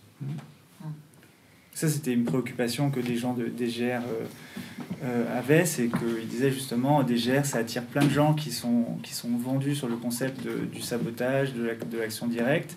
Mais finalement, DGR, c'est une organisation qui fait principalement de la sensibilisation et qui est là pour en fait mettre en avant une analyse et une stratégie. Ça revient un petit peu à ce que tu dis, mais DGR est beaucoup plus petit et XR peut récupérer des centaines de milliers de mails quoi, et mettre en risque beaucoup plus de personnes, de futurs militants. Et ça peut être complémentaire. Hein, pardon, vas-y, je laisse. Du coup, moi, la réponse que j'avais là-dessus, sur la mise en danger des personnes, il y a... le but, c'est de ramener de plus en plus de gens et que les gens se sentent légitimes à se mettre dans les actions qui sont montées par les rebelles d'Extinction Rébellion. Et ce que j'observe quand des actions, justement, sont montées et sont passées, il y a vraiment une coordination et une organisation au niveau de ces actions qui est où les personnes cherchent vraiment à sécuriser au maximum et à envisager toutes les possibilités, les voies de sortie, jusqu'où ça pourrait aller, trouver aussi à quel moment dans une action on a un plan A, on a un plan B, mais aussi il y a des plans A+, parfois, où si ça se passe bien, on va escalader sur ce qui va se passer. Et il y a quand même toujours vraiment cette volonté de faire attention à ce que les personnes qui vont justement s'engager dans des actions un petit peu plus de blocage ou qui vont pouvoir justement les mettre en danger, si elles se sentent pas bien, elles peuvent partir à tout moment. Il y a la volonté de créer des bulles et de faire en sorte que on prenne soin les uns des autres, qu'on regarde si pour quelqu'un ça se passe mal et d'extraire cette personne. Donc le but c'est ça, c'est permettre aux gens de se radicaliser, de se mettre dans des actions. Si on ne sent pas à son envie personnelle, on s'en va. Là, du coup, Lorenzo parlait plutôt dans le cas de figure où le militant XR réalise qu'il faut passer à l'étape supérieure, sauf qu'en fait, il a passé 6 mois chez XR, il a sans doute été fiché par un RT. C'est ce que je suis en train de dire, en fait. Même pire, j'imagine un scénario encore pire. En fait, la police sait qu'en fait, les gens d'XR, au bout d'un moment, vont se radicaliser. Parce qu'à force d'utiliser cette tactique et puis avoir peu de résultats, ils vont vouloir envie d'en essayer une autre. Ils le savent avant même... Ils savent ce qui va se passer avant même que les gens qui se politisent au sein de ce groupe le savent eux-mêmes, dans quoi ils sont déjà engagés par un tragique destin. Et en fait, du coup, le problème, c'est qu'en fait, ils sont là dès le début et qu'en fait, soit ils peuvent désamorcer le truc, soit faire en sorte de piéger exactement au bon moment le mouvement ou les gens les plus impliqués. Parce qu'en fait, c'est ce qui s'est passé avec les Gilets jaunes aussi, c'est ce qui se passe avec beaucoup de mouvements où les gens en fait se connectent et voient en fait, ils réalisent en faisant dans quoi ils sont impliqués. Et alors que en fait, c'est ce que apprend les cellules anti-insurrectionnelles de notre cher État. En fait, ils ont des centaines d'années d'expérience de lutte. Mais là, du coup, c'est pas propre à XR pour moi. Là, ce que tu dis, c'est de manière globale, de toute manière, sur tous les mouvements de militantisme. On démarre tous par quelque part, on finit tous fichés par quelque part. Quelle est la solution à ce moment-là ? Je vais bien démarrer un endroit, je vais monter en escalade, à quel moment on va m'arrêter ou pas. Je vois pas la solution de... Enfin... T'as pas besoin de la trouver non plus. Ouais, Hein. non, mais je suis restée un peu interloquée sur le fait que tu me dises que je m'engage à ce niveau-là. Il faut bien démarrer un endroit. Enfin, j'ai pas... N'importe qui ici n'a pas démarré sa vie en disant « Ah, mais je vais être complètement radical » ou autre. Il y a bien une escalade quelque part, ou peut-être que c'est venu assez naturellement et on s'engage très fort dans un militantisme. Mais du coup... Là, je suis restée un petit peu... C'était peut-être ça sa question à la base, c'était par où on commence, qu'est-ce qu'on fait quoi, à partir de ce moment-là. Et c'est vrai que c'est peut-être à ça qu'il faut commencer à réfléchir. C'était ça, et surtout, c'est en effet par où on commence, mais surtout comment on contre ça, le fait que tu t'engages dans l'XR, tu fais plein d'actions à visage découvert, parce que une des valeurs un peu de l'XR, c'est aussi la transparence, j'assume ce que je fais parce que je me bats pour la planète, et c'est un combat... juste, enfin bref. Et du coup, comment tu fais pour te protéger après si tu as envie d'aller un peu plus loin dans d'autres mouvements, dans d'autres... Et surtout, en fait, comme tu ne le sais pas avant que tu te radicalises, comme tu dis, comment on met en place des structures où on va arriver à informer les gens sur qu'est-ce que c'est la culture de résistance, et même sans forcément dire... que les personnes vont aller vers des actions hyper radicales directes, mais d'en avoir conscience, en fait, sans même avoir commencé à faire quoi que ce soit. Enfin, je sais pas, je dis... Après ça, c'est pas parce que tu es fiché que forcément tu peux plus rien faire et que tu te feras attraper. Je veux dire, l'infrastructure est tellement extensive, tellement peu gardée, et quand on réalise le nombre de personnes fichées qui finalement sont jamais attrapées par la police...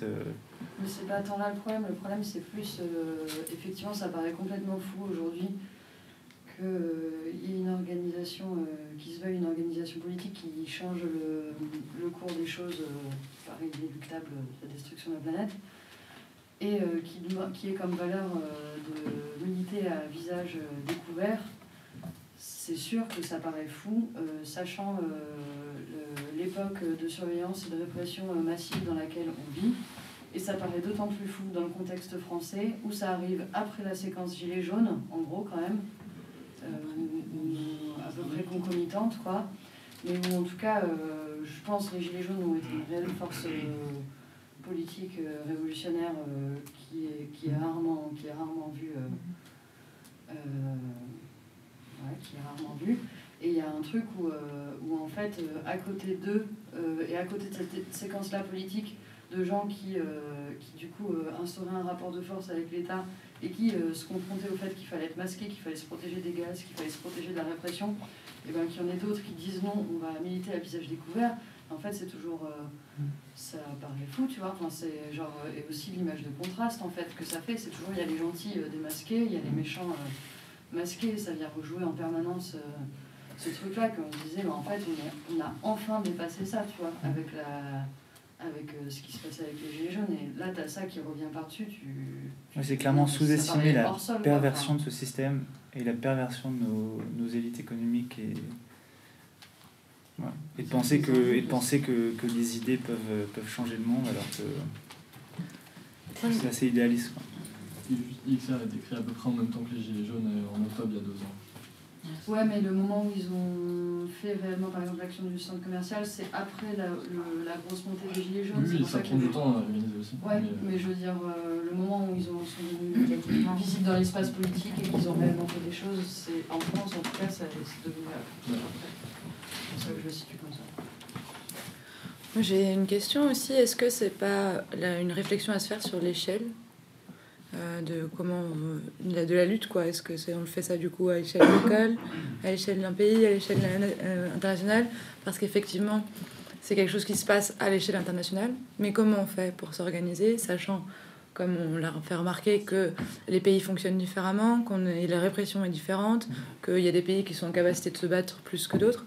Donc est-ce qu'il n'y a pas aussi une question à voir, comment on s'organise au niveau des échelles? Parce que Extinction Rebellion, on a des échelles qui se disent autonomes, mais au final on se rend bien compte qu'il y a un problème, puisque quand il y en a un qui dit à Paris que on va couvrir un tag, et ben les autres sont pas d'accord, et donc en fait il n'y a pas de cohérence, et donc en fait les gens qui sont pas dedans, pour eux, sont complètement perdus Donc je sais pas ce que vous en pensez, est-ce qu'on fait ça à des échelles locales comme beaucoup essayent de dire que l'agriculture va changer que si les gens commencent à changer genre, à l'échelle locale pour partir sur l'international? Et est-ce que la rébellion finalement, est-ce que ça part pas aussi à une échelle beaucoup plus locale? Je trouve que les sujets sont déjà assez complexes. Souvent, les appréhender au niveau local, je trouve ça déjà assez humble et de dire déjà on va essayer de réfléchir à ça et couvrir ce problème-là et de voir quel est notre but et du coup quelle est notre stratégie le plus adaptée. Mais effectivement, vu qu'il y a la volonté de changer quand même d'un point de vue national, il va bien falloir à un moment aussi s'organiser par rapport à ça. Mais ça prend du temps, je pense, et déjà qu'un mouvement, au bout d'un an et demi, du coup, se pose les questions, parce que c'est ce qui se pose actuellement en interne, de dire comment on réfléchit tous ensemble, tout en gardant l'autonomie des groupes locaux, mais en prenant des décisions globales, et que ça ne vienne pas forcément de Paris ou en fait, trois rebelles qui ont tout leur temps plein pour réfléchir à ça. Il y a aussi cette notion de dire on n'a pas envie de donner le pouvoir à que des personnes qui font que ça de leur vie, on a aussi que les avis légitimes de chacun émergent, enfin bref. Et du coup, c'est des réflexions qui sont en cours et je pense qu'on n'a pas les réponses actuellement. Concrètement, on est en train de réfléchir à essayer de faire une assemblée générale des groupes locaux pour que les avis reviennent du bas, qu'on soit tous mis autour de la table, que tous les avis soient respectés et qu'après on décide collectivement de ce qu'on fait. En fait, on a aussi peu d'exemples. Moi, en tout cas, personnellement, j'ai peu d'exemples de choses comme ça qui fonctionnent. Et je sais pas, oui, effectivement, il faut lire, il faut se renseigner, je sais pas, sur le municipalisme libertaire que je connais pas assez bien, mais qui a l'air intéressant. Et le mouvement est jeune et composé de plein de primo-militants. Il y a eu plein d'erreurs.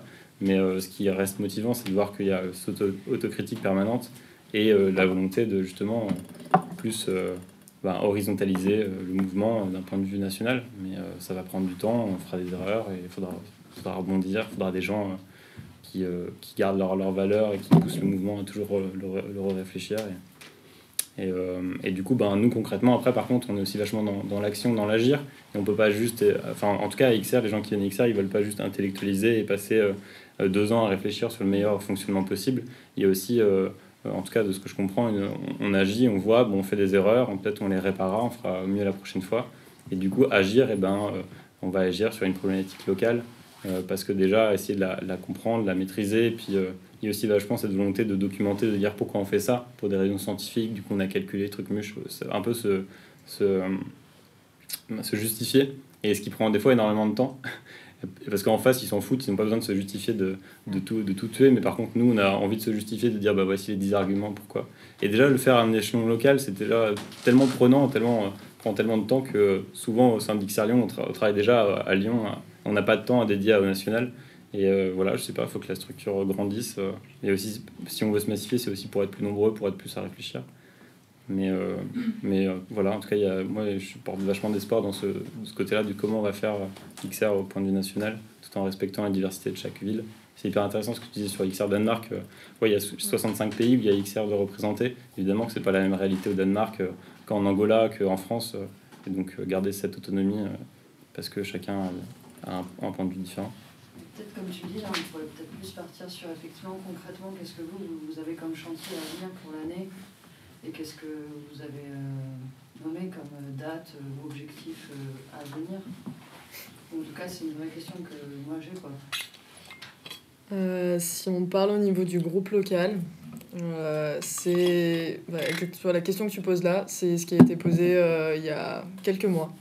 Et du coup, il y a un gros chantier qui est en cours sur créer une stratégie du groupe lyonnais et voir après comment on peut l'imbriquer sur le national. Parce qu'on s'est aussi rendu compte que on fait plein de petites actions. Il manque peut-être une ligne directrice, en tout cas dans notre groupe et sûrement dans d'autres groupes aussi, de justement... mettre des axes sur lesquels on sera tous d'accord et trouver des actions au niveau local qui pourront être conservées de long terme et sur lesquelles on va pouvoir monter en puissance et qui vont rassembler les gens autour de ça. Plus après, chacun est libre de proposer d'autres actions si on en a envie. Mais là, du coup, ça va être très difficile pour moi de te répondre sur les échéances parce qu'en fait, on est en plein dedans. en réflexion. On a fait nos premières réunions sur cette question-là le mois précédent. Là, actuellement, ça a été un petit peu mis en suspens au vu des événements qui sont prévus pour la semaine prochaine. Mais l'objectif, du coup, je sais pas, Peut-être vous n'avez pas envie d'en parler. Hein, non, c'est public de toute façon, donc je peux pas détailler plus, mais il y a prévu de faire justement différentes actions courant de la semaine prochaine. Enfin, c'est pas quelque chose de local en plus à Lyon, c'est un mouvement international, ça s'appelle la Rébellion internationale d'octobre. Donc en fait c'est tous les pays, tous les groupes locaux. L'idée c'est de visibiliser et de faire des actions massives au même moment dans différents pays, à différents endroits pour faire parler. À Lyon, du coup, nous, ça se place sur la semaine prochaine. On a différentes actions qui vont être montées. J'ai pas plus d'informations à donner après là-dessus pour l'instant. Mais voilà, l'idée, c'est de cette semaine de rébellion qui est aussi à Paris, qui est aussi dans d'autres groupes locaux, c'est de rendre visible l'urgence climatique sur la scène, sur le public, quoi. Voilà. Et pour compléter sur le point de vue national, du coup, le prochain pas, c'est donc, vu que la Rébellion internationale d'octobre occupe vachement les groupes locaux et la France, ça a mis un peu en suspens ces débats-là autour d'une assemblée générale des groupes locaux. Mais du coup, le prochain pas, ça serait plutôt en début décembre, et de co-construire tous ensemble, d'un point de vue national, un ordre du jour de qu'est-ce qu'on a envie de mettre autour de la table pour une première fois, et que tous les groupes locaux français soient représentés, ou en tout cas au maximum, par des personnes qui soient référentes, qui aient un mandat déterminé, ponctuel. Et chaque groupe local a élu ces personnes-là par élection sans candidat, par tirage au sort, quoi qu'est-ce. Et que du coup, il y ait cette première assemblée-là qui ne soit pas décisionnaire, parce que du coup, ça serait la première, donc on a envie aussi de tester. Et potentiellement, l'idée est quand même, a priori, après, de faire des assemblées générales des groupes locaux qui soient décisionnaires, et qui soient assez... tout en gardant l'autonomie des groupes locaux, c'est très écrit... noir sur blanc, parce qu'il y a des gens qui ont dit putain mais on va encore décider, il y a un endroit en France qui va décider pour tout le monde, et ça allait pas évidemment, mais donc c'est ça les prochains pas. Moi je suis vachement les gilets jaunes ont fait ça en fait déjà, de se rassembler ensemble. Je n'ai pas participé, mais je suis vachement curieux de voir comment ils ont aussi rapidement réussi à faire ça, vu la complexité démocratique que c'est. Et en tout cas voilà, c'est ça les prochains pas, du coup plutôt en décembre, sachant que le Covid n'aide pas non plus à dire on va réussir à se rassembler partout en France. Le Covid devrait nous aider en fait, vu qu'on est masqué maintenant, de pouvoir faire toutes sortes d'actions. Et je suis assez surpris qu'on n'en profite pas pour faire plein de choses, quoi. Après, je voulais juste... Il y a un nouvel organisme, tu as pu m'en dire, qui s'appelle Super Local. Je ne sais pas si vous en avez entendu parler. L'année dernière, Vincent Versailles nous en a parlé. C'était au tout début, quand on a fait le cycle Effondré 2. C'est pas encore très précis, moi j'ai été voir vite fait, mais en tout cas ça réunit l'ensemble des actions locales, et donc du coup à l'échelle nationale, et donc du coup locale pour chaque personne, qui réunit les actions et aussi les besoins. Voilà, on voudrait mener une action comme par exemple en ce moment dans les pentes à la Croix-Rouge, parce que c'est les pentes contre Bouygues. Ça c'est référencé dans par exemple Super Local, qui permet d'avoir des informations sur le collectif qui demande un soutien ou qui veut mener une action. Voilà, entre autres... À ça, il y a une date là qui vient de sortir, qui est celle du 17 novembre, et où l'appel il émane effectivement de cette plateforme-là, mais aussi de la ZAD de Notre-Dame-des-Landes et d'autres collectifs. Et du coup, c'est un appel à bloquer les projets polluants, et ce qui avait déjà eu lieu le 17 juin, mais qui a eu peu d'écho. Oui. Et du coup, je sais pas, moi je ne fais pas partie des gens qui organisent ça, mais il faut voir s'il y a des bilans qui ont été tirés. Et du coup, c'était ça aussi où j'étais curieuse, si vous, ça fait partie de votre agenda à venir, et où est-ce que vous avez des objectifs d'alliance avec d'autres groupes politiques, et que ce ne soit pas juste la machine interne à XR faire rouler, parce que ça leur effectivement faire des ponts, quoi. D'où du coup ma réflexion Super Locale, qui permet vraiment, en tout cas, de chacun de pouvoir dire bon, où est-ce qu'il y a une action près de chez moi. En tout cas, c'est un peu plus ciblé. Après, jusqu'où ça va, je ne sais pas, mais effectivement... Je raconte très rapidement pour XR Lyon. Du coup, le 17 juin, on a fait une action effectivement contre les trottinettes électriques. Et du coup, le 17 novembre, je ne sais pas si on en fera, mais Mais du coup, ouais, on aime s'intégrer à tout, ce genre de choses. Et c'est une autre partie de la question. J'ai oublié. Je laisse la parole. Non, mais si, peut-être pour compléter sur le fait de faire avec différents mouvements, différentes associations, on est en contact beaucoup avec différentes structures, différentes associations, que ce soit environnementales ou sur des sujets plus sociaux. L'idée, c'est... Enfin, il y a pas mal d'actions qui sont montées en coordination avec d'autres mouvements, et nous, c'est quelque chose qu'on a envie de prôner. Pour l'instant, c'est aussi quelque chose qui est un petit peu des fois difficile à faire encore, parce qu'on n'est pas très nombreux, et c'est vrai que y a de plus en plus de gens, ça revient, mais ça prend du temps aussi de faire tout ça. On a tous notre métier à côté, on fait ça de manière totalement impliquée et bénévole, mais par contre il y a des personnes qui sont justement tout le temps en contact avec des associations amies ou autres, justement pour monter des choses en commun. J'ai quelques trucs à ajouter, c'est quelque chose qui me vient à l'esprit, c'est la question d'être toujours sur la défensive. Et ça, c'est une idée qui est assez intéressante dans le DGR, c'est que si on analyse toutes les actions qu'on propose et qui sont mises en place par les organisations, c'est toujours des actions qui sont défensives. Et en fait, si on considère qu'aujourd'hui il y a une guerre contre le vivant et qu'aujourd'hui on est des guerriers pour essayer de protéger ce qui reste de cette planète, on ne peut pas gagner une guerre en étant perpétuellement en train de mener des actions défensives. Donc une action défensive, on veut déforester 100 hectares, on fait une action, super, on a sauvé 50 hectares, mais on a quand même perdu 50 hectares. On a réussi à sauver 50 hectares, mais on a perdu 50 hectares.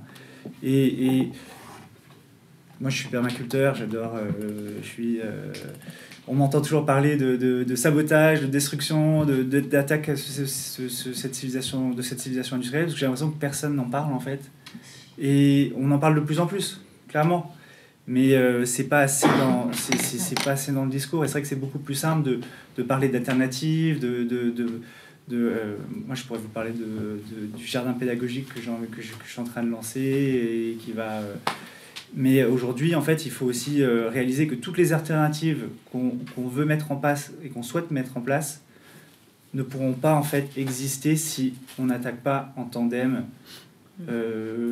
cette civilisation industrielle, le pouvoir des multinationales, etc. etc. Parce que dans tout, il y a des alternatives assez intéressantes. Dans l'école, mais dans la manière de donner une nouvelle pédagogie, dans la manière de faire pousser la nourriture, etc. Mais si on n'attaque pas les multinationales, ça restera des petites initiatives locales qui pourront jamais, en fait... voilà, c'est comme...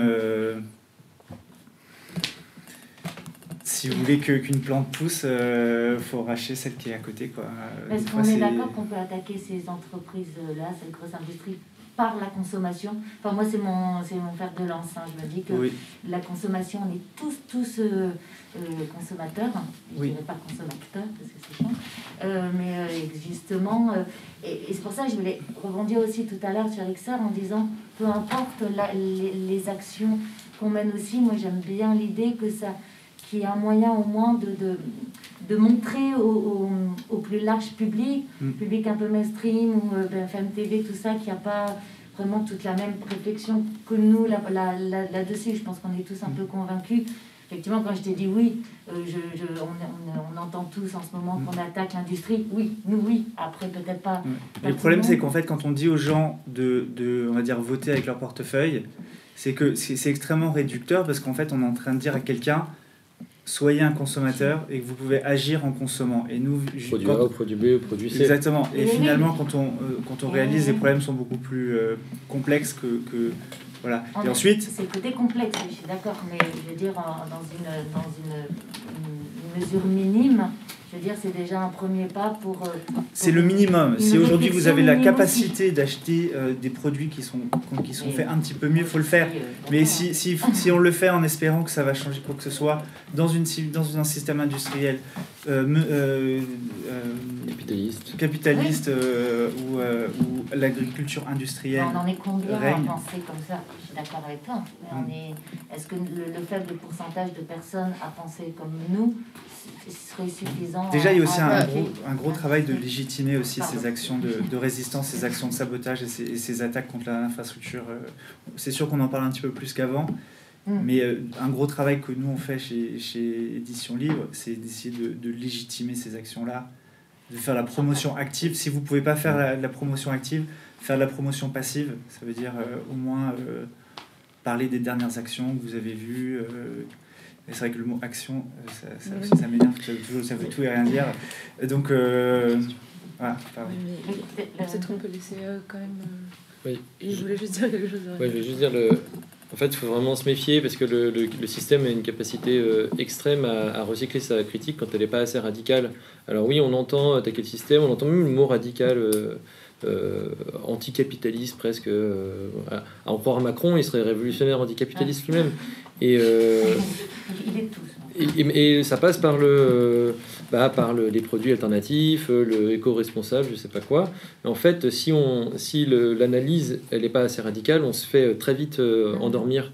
Et c'est de ça, enfin c'est pour ça qu'on est un peu frileux dès qu'on entend boycott de la consommation. C'est que là, nous, on est là en train de dire, en fait, si on participe à des échanges publics, c'est en fait plutôt pour dire, en fait, là, il faut étudier les techniques de guérilla là. Et voilà, ça parce que c'est grand nombre, c'est ça le problème. Mais alors, la question de la massification, elle est dans l'air depuis le début de la soirée. Et en fait, regardons en fait les mouvements de résistance du passé. Et est-ce qu'ils ont ce qu'ils ont massifié? Et non. Et en fait, il y a toujours une infime portion de la population qui résiste activement, qui ont résisté aux nazis. Et pourtant, les nazis avaient bien plus l'air méchants que le système qui nous vend du confort, qui nous endort aujourd'hui. Et c'est toujours une infime partie de la population qui résiste. Oui, mais est-ce que c'est les résistants français qui ont gagné Je veux dire, ça va éviter la déportation. Ils se sont battus, les résistants français, oui. Mais c'est pas eux qui ont fait changer l'histoire de la France. Alors, il y a pas mal de gens qui sont morts, même dans l'anonymat, il ne s'agirait pas de les oublier, qui ont modifié, en fait, qui ont préparé le terrain aussi pour, effectivement, des forces alliées. Mais la situation, elle n'est pas... Voilà, il ne s'agit pas de dire c'est un copier-coller de l'Allemagne nazie, mais... Est-ce que ce ne serait pas aussi très rassurant de massifier? Parce que finalement, ça nous donne l'impression qu'on a les idées justes. Si beaucoup de gens Moi, ça serait peut-être pas là-dedans. Ça serait, quand tu as dit ça, moi, ce qui m'a aussi marqué, c'est résistance contre des systèmes nazis ou autres. Effectivement, tu avais une grande partie de la population qui n'allait pas se mettre en résistance, mais qui avait la vision de cette idée d'oppression. De voir qu'ils étaient pas pour ces idées-là. Là, si tu viens faire renverser ce système capitaliste qui, pour plein de personnes, au final, leur apporte le confort qu'ils ont envie de voir, est-ce qu'à un moment donné, on ne va pas se retrouver... ok, tu vas faire une bascule, mais en fait, est-ce que tu vas pas te reprendre la bascule dans la gueule Déjà, est-ce que c'est possible de réduire de 40% les gaz à effet de serre en restant populaire? Est-ce que c'est possible de... Est-ce que déjà, une question, est-ce que les écolos devraient essayer de prendre le pouvoir? Parce que de toute façon, c'est impossible de mettre en place une société écologiste via les modes actuels de gouvernance, etc. Du coup, on revient sur les mêmes questions de base. C'est faire ce système de résistance, rentrer en résistance, mettre en place des actions fortes et renverser le système, mais aussi faire une convergence dans les modes d'action. Et c'est ce qu'on voulait présenter au départ en disant en fait il faut de tout. On a tous le même but au final. Et la sensibilisation, justement, c'est pas sûr.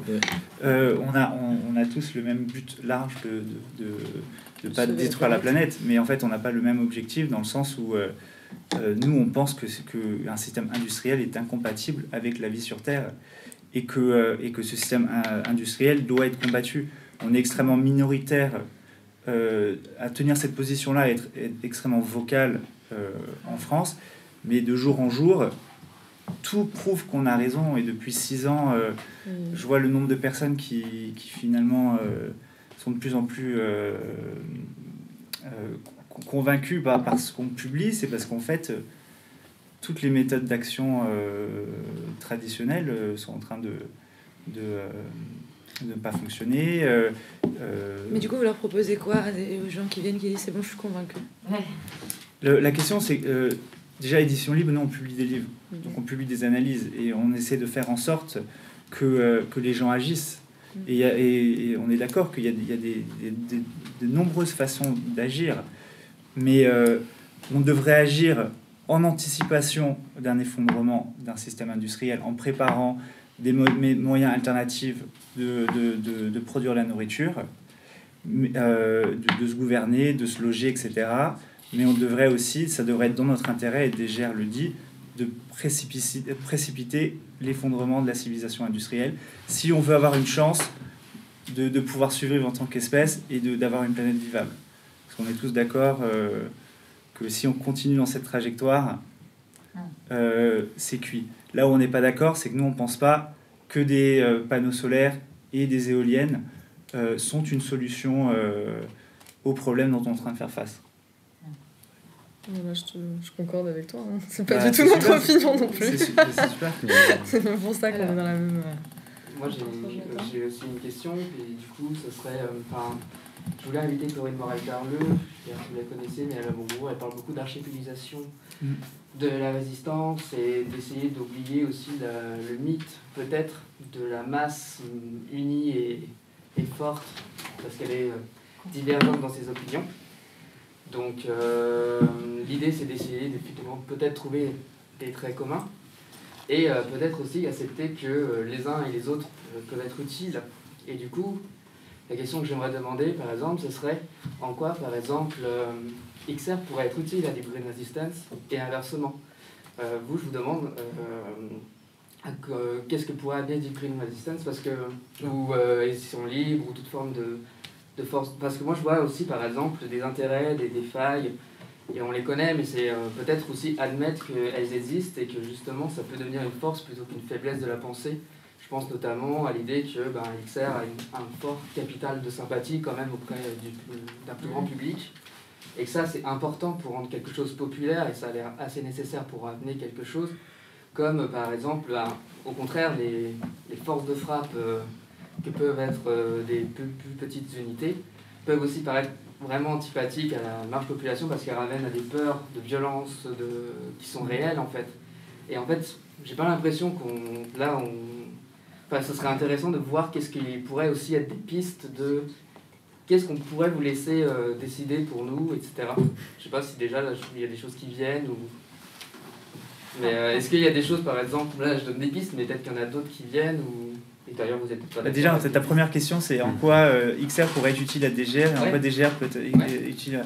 Moi, je pense DGR parce que je pense que, comme il a souligné Lorenzo, il y a certains problèmes, il y a des problèmes avec le positionnement d'XR en tant qu'organisation, mais moi j'ai beaucoup d'espoir dans les militants qui s'investissent et qui sont, comme nous, aussi préoccupés du futur et qui cherchent à en savoir plus, en comprendre, essayer d'être plus efficace. En fait, on a envie d'avoir une incidence.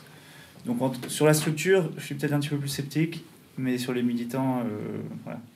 Voilà, Lorenzo. En fait, moi, j'ai critiqué les objectifs, en fait, mais parce qu'en fait, pour moi, il y a de la place pour tout le monde, mais pas pour aller dans la même direction, quoi, en fait.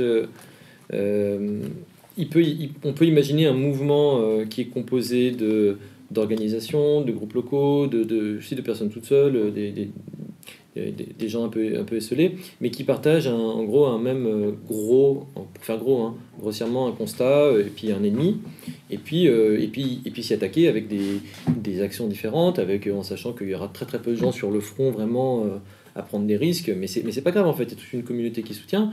Mais après, si c'est sur encore une fois, s'il y a des gens qui pensent qu'on est en démocratie, ils n'auront pas du tout le même objectif que des gens qui pensent qu'il faut prendre acte qu'on n'y est pas, que c'est une blague. Il faut arrêter de perdre du temps. Pareil, si le rapport au pétrole, l'énergie, la société qu'on veut, mais rien que ça en fait, parce que tout à l'heure tu as posé une question, mais j'ai l'impression qu'il y avait deux questions en une. C'était sur le côté local et international. Effectivement, en fait, il y a la question de comment on lutte, Et ça, moi je vais faire de la pub pour leur livre. Full Spectrum Resistance, là vraiment je conseille, vraiment c'est peu importe dans quoi on milite, dans quelle structure et tout, c'est tu te dis en fait faut pas être dogmatique en fait. Il y a des formes qui correspondent à certaines échelles, mais après sur la société qu'on aimerait voir, est-ce qu'on veut voir une société démocratique et écologique, et bien peut-être qu'en fait ça forme aussi, il faut faire l'abandon d'un certain modèle. Alors, je ne sais pas si ça correspond un peu à l'archipel dont tu parlais, mais clairement les sociétés de masse et les villes et les métropoles et toute cette industrie, c'est pas soutenable, on n'aura jamais l'égalité sociale et on n'aura jamais la durabilité écologique, quoi. Et tout ça, c'est à prendre en compte. Et pour moi, vraiment, les fractures, elles peuvent être là. Plutôt que sur quel risque on prend. Après, sur les risques qu'on prend, en fait, si on a les mêmes objectifs, on est des camarades. Mais est-ce qu'on a le même ennemi, quoi? Est-ce qu'on est prêt à abandonner les intérêts que certains ont et d'autres pas? Enfin, aussi, il y a ça, parce que quand un mouvement... il y a des gens qui sont bourgeois, d'autres qui sont blancs, d'autres qui sont hommes. Voilà, enfin... Sur quoi on se met d'accord, parce que est-ce que tout le monde sera prêt à lâcher le truc si c'est pas écrit noir sur blanc que c'est dans les objectifs? Sur le capitalisme, par exemple. Il y avait des questions À quoi il nous sert? Déjà, moi, pour répondre, en fait, je sais pas concrètement quelles actions, même si c'était pas le mot, mais moi, en tout cas, ça me parle, fait des GR ou... du coup, je peux pas trop répondre. Par contre, en termes de connaissances intellectuelles et de support, de réflexion, enfin, moi, ça me nourrit énormément. Donc déjà, le fait que des personnes plus radicales que moi repensent certaines choses, moi je suis vachement preneur et tous ces mouvements sont vachement preneurs d'autocritique. Enfin, en tout cas, je l'espère, vu que c'est un peu quand même dans nos fondamentaux. Et voilà, c'est pour ce que vous pouvez me penser déjà, c'est ça, parce qu'en fait, je sais pas après concrètement comment, ce qu'ils font. Quand tu parlais de dire comment on va s'attaquer à un truc, faut péter des trucs. Là, j'ai pas des clés d'action parce que en fait, je sais que l'ennemi en face est tellement grand que si avec mes connaissances actuelles, on va tous se faire défoncer et puis en fait on reviendra jamais, tu vois. Et du coup, j'ai pas de clé actuellement. Après ça dépend. Si on prend l'exemple, il y a un tableau qui est super sur les différents modes d'action sur le pétrole.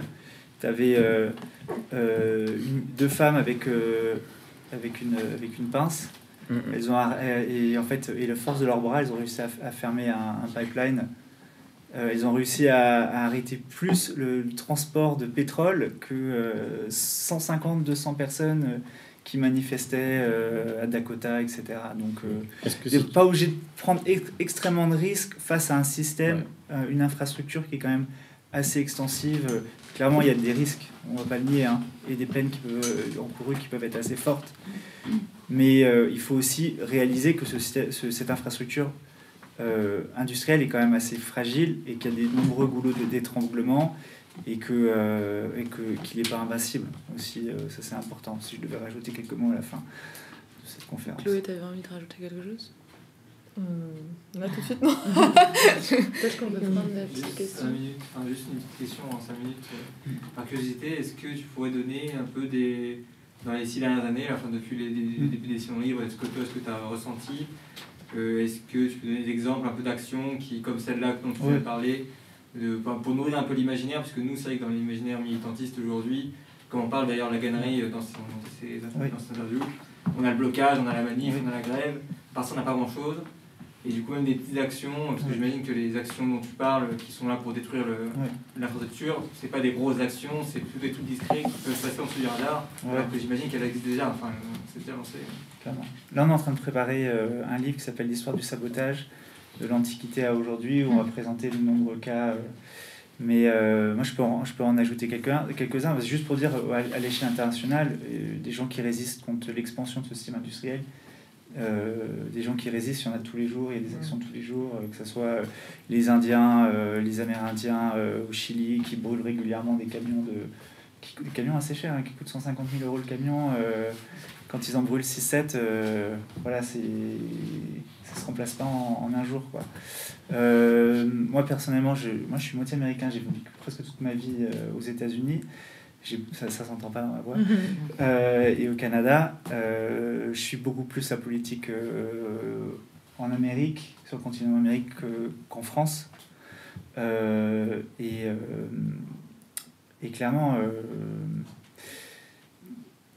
il y a voilà, j'ai donné l'exemple de Ruby et Jessica, donc voilà, c'était tout bête, hein. Elles sont allées avec des pinces coupantes. En fait, il y a dans les pipelines, il y a des endroits où on fait des contrôles.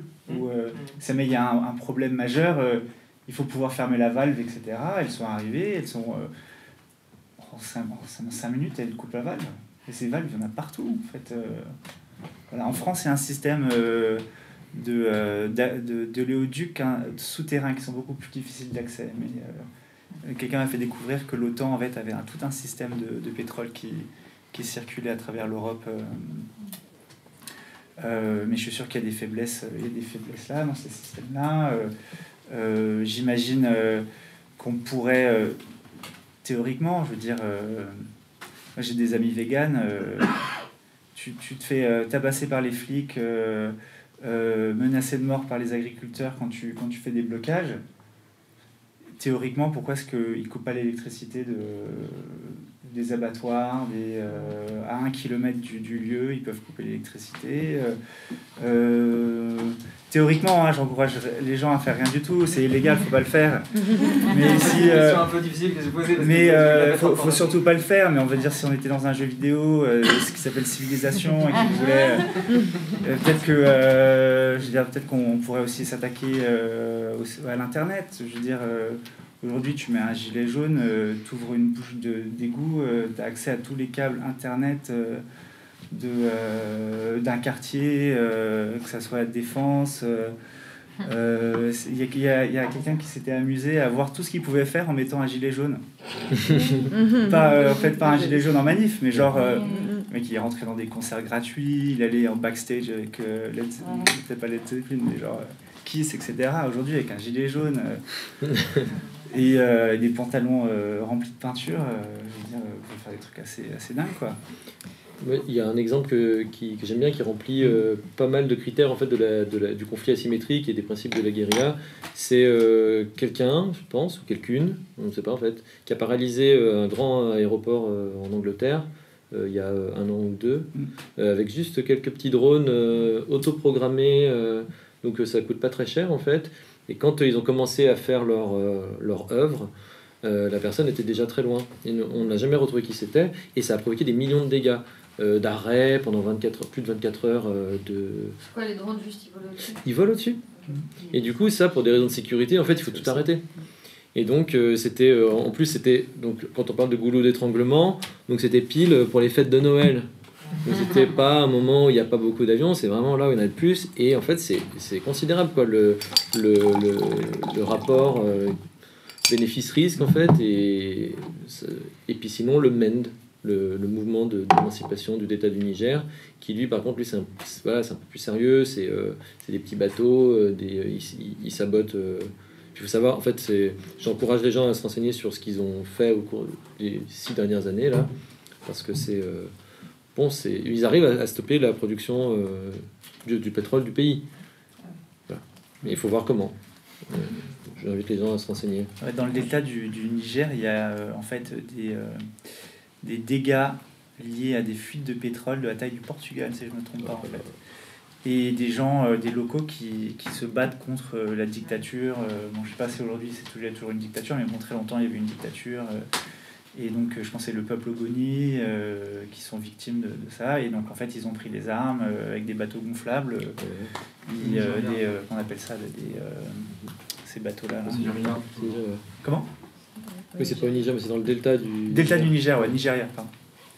On va peut-être prendre une dernière question parce que l'heure avance. Et du coup, on laisse une dernière question. Puis après, du coup, on va dire 2 questions peut-être. Une personne là, une personne là. Moi, c'est pas une question, mais c'est plus quelques observations. Je vais me faire un peu l'avocat du diable. Ah, il y a toujours un avocat dans la salle. Personnellement, je pense que l'XR, ils sont très bien à leur place aujourd'hui au niveau des actions, au niveau des positions. Pas que je sois d'accord et que je pense que c'est assez, mais comme disait l'intervenant, pardon, j'ai pas retenu le prénom, c'est que ça fait une très bonne introduction pour les militantismes en fait. Et l'écologie, bon, j'enchaînerai là-dessus.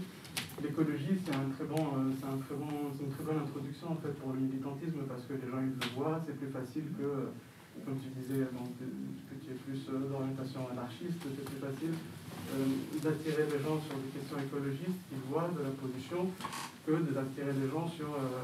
Enfin, c'est plus long en tout cas d'intéresser les gens sur les rapports de production, sur l'exploitation de l'homme par l'homme, sur la bourgeoisie, la notion de l'État, l'abolition de l'État, les règles générales, etc. Donc, personnellement, je trouve que XR, là où ils sont aujourd'hui, ça veut dire dans l'action soft aussi, c'est-à-dire ne pas faire peur à ceux qui vont militer dedans, hein, je ne parle pas aux autres, hein, ne pas faire peur à ceux qui vont rentrer dans le militantisme, etc. dedans. C'est très bien, en fait, ça nous sert aussi à avoir des militants demain qui vont se rendre compte un jour que ça ne suffit pas et qu'il va falloir plus de radicalité, etc. Mais peut-être pas dans le cadre d'XR. Maintenant, il y a une question qui se pose aussi, c'est que l'écologie est-elle une opinion politique suffisante? Parce qu'il y a des écologistes de droite, il y a des écologistes de gauche. Est-ce que quand on va dans une écologie radicale, est-ce qu'il ne faut pas d'abord trancher la question du capitalisme? Parce que si on va dans des actions de sabotage ou des actions, on va bloquer des usines, etc., c'est qu'on a déjà tranché la question que le capitalisme nuit à l'environnement. Et que donc la destruction de ces usines est nécessaire pour sauver l'environnement. Et pas qu'une réduction ou d'autres questions comme celle-là. Je vais essayer d'aller très vite. Hein. Une dernière observation, c'est que XR, c'est un mouvement assez jeune aussi. On l'a vu, il vit des crises de démocratie, des crises d'organisation. Et là, l'enjeu, pour moi, c'est, qui va venir chez eux en tout cas, c'est les militants qui se radicalisent, comme je dis, est-ce qu'ils vont rester dans XR et en ayant conscience que c'est juste une introduction, c'est un tremplin, ou est-ce qu'ils vont partir et il n'en restera des expérimentés que ceux qui pensent que l'action que fait XR est suffisante pour changer l'opinion, pour changer des choses. Voilà, je vais m'arrêter là. Voilà. Juste prendre la dernière et puis on prend juste la dernière question puis après moi je veux bien après vous répondre. dans tous les cas sur ce que tu dis. J'ai aussi fait partie d'XR au Danemark et c'est vraiment pour le coup ce qu'on voit, que les gens qui sont arrivés au début se sont radicalisés et quittent le mouvement pour aller vers des mouvements plus radicaux. On a des mouvements qui sont plus radicaux comme les Students for Climate, Green Student Movement, Friday for Future, qui vont se mettre à faire des blocages et qui voient XR comme étant les gens cool qui font des blocages et qui sont radicaux, qui vont petit à petit s'impliquer dans ce mouvement-là et qui vont aller vers d'autres mouvements. On a aujourd'hui un mouvement contre des pipelines qui va aller bloquer des pipelines avec certaines cellules qui vont peut-être effectuer d'autres actions de sabotage, par exemple. Et tout ça, ça s'effectue aussi à travers les climate camps qu'on n'a pas trop en France, en France c'est beaucoup tenu par Alternativa. Et les climate camps là-bas, dans toute la partie du nord de l'Europe, est assez orienté anticapitaliste, anarchiste, qui vont sensibiliser tous ces jeunes qui ont envie de faire des choses l'été comme XR, et qui vont se retrouver dans ces camps-là à se faire sensibiliser sur toutes les luttes anarchistes et anticapitalistes et tout ça.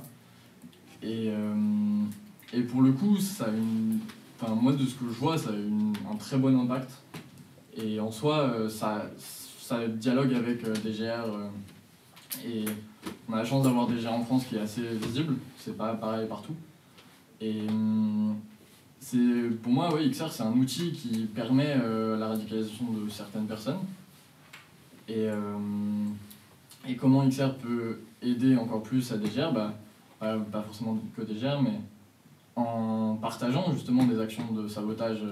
Je sais pas, en Suisse cet été, il y a eu un pylône qui a été pété à l'explosif. On n'en entend pas parler parce que les médias ne cherchent pas à inciter les gens à faire ce genre d'action. Donc, en théorie, XR pourrait relayer des choses comme ça. La promotion passive, du coup. Exactement. Parce qu'ils ont cette image de gentil, de dire nous on ne fait pas ça, mais certaines personnes. C'est vrai. Les médias aussi. Exactement. Et faire de la sensibilisation à la culture de la sécurité dès le début, ça c'est quelque chose qu'on fait aussi, en tout cas au Danemark. Et quoi d'autre? Ouais. Après pour... Si ça, je je voulais aussi donner un témoignage de ce qui s'est passé à Nantes récemment, la ZAD du Carnet. Des gens de XR Nantes se sont alliés à d'autres gens pour créer une zone à défendre. Et on a eu des stratégies non violentes qui sont alliées à des stratégies complètement violentes. Et ça, complètement assumé dans le consensus d'action dès le début, dans le planning de l'action. On avait des gens non violents qui allaient bloquer les camions, assis en faisant les armlocks, machin, pendant que d'autres préparaient les cocktails Molotov, par exemple. Et ça, au su et au vu de tous les militants sur place. Donc ça permet une collaboration, je pense, assez importante sur ces domaines-là. Et pas voir XR qu'à travers le spectre des quelques non-violents dogmatiques qui sont très visibles sur les réseaux et qui vont faire beaucoup de débats et beaucoup de commentaires en ligne qui mènent pas forcément à grand-chose. Voilà. Merci beaucoup. Merci. Est-ce qu'on fait... si vous avez quelque chose, on conclut voilà, sur ce qui vient d'être dit. On se fait censurer notre page Facebook, on peut plus communiquer. Concrètement, en vrai, déjà rien que ça, c'est hyper dur, quoi. Donc on essaie de trouver Facebook a enlevé votre page ouais, parce que du coup, on a revendiqué une action de sabotage de trottinettes, et donc on sait pas pourquoi. Facebook donne évidemment pas de réponse. Puis on est plutôt anti-Facebook, donc il y a une sorte de dualité aussi. Mais en tout cas, du coup, on n'a plus accès à nos canaux principaux, mais je suis d'accord. Ça, il faut anticiper ça davantage et tout. Nous, on travaille aussi sur un site qui s'appelle Le Partage et on va essayer de lancer un trimestriel papier parce qu'on ne sait pas ce qui peut se passer demain. Totalement. Ouais. Bah, on a repensé à ça aussi. On s'est dit qu'évidemment, on n'était pas assez résilient. Dépendre des GAFAM, c'est évidemment une faille énorme. Et du coup, mais on a d'autres outils internes, évidemment. Mais... On a d'autres outils internes, on essaie de trouver d'autres outils aussi à l'externe, sur des newsletters, sur utiliser d'autres réseaux sociaux qui ne sont pas Facebook, j'ai perdu le nom d'ailleurs. Bah, on est sur Mastodon. Mastodon. Il y a cette volonté-là, mais du coup, moi, je rejoins ce que tu expliquais tout à l'heure sur le fait qu'il y a cette volonté de travailler en commun avec différentes mouvances et que les actions d'Extinction Rébellion, elles ne sont pas non plus que sur de la sensibilisation et du blocage, on est aussi sur du sabotage, d'où le fait qu'on s'est fait censurer la page Facebook en soi. Et voilà, il y a cette diversité qui est déjà à l'intérieur, mais aussi la volonté de travailler avec d'autres structures, avec d'autres mouvements, justement, pour être plus percutant, pour être plus efficient.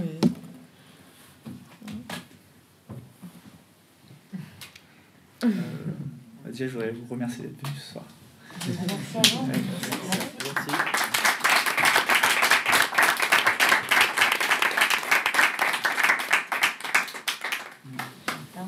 Le mot de la fin, on fait tous de notre mieux. C'est extrêmement difficile, hein, on est au courant. Aujourd'hui, être écologiste, c'est pas seulement aimer la nature, c'est devoir réussir à comprendre la biologie, le féminisme, la physique, l'anthropologie. Et on est vraiment face à une société qui fait vraiment blocage, quoi. Et les choses n'avancent pas assez rapidement, c'est assez désolant, quoi.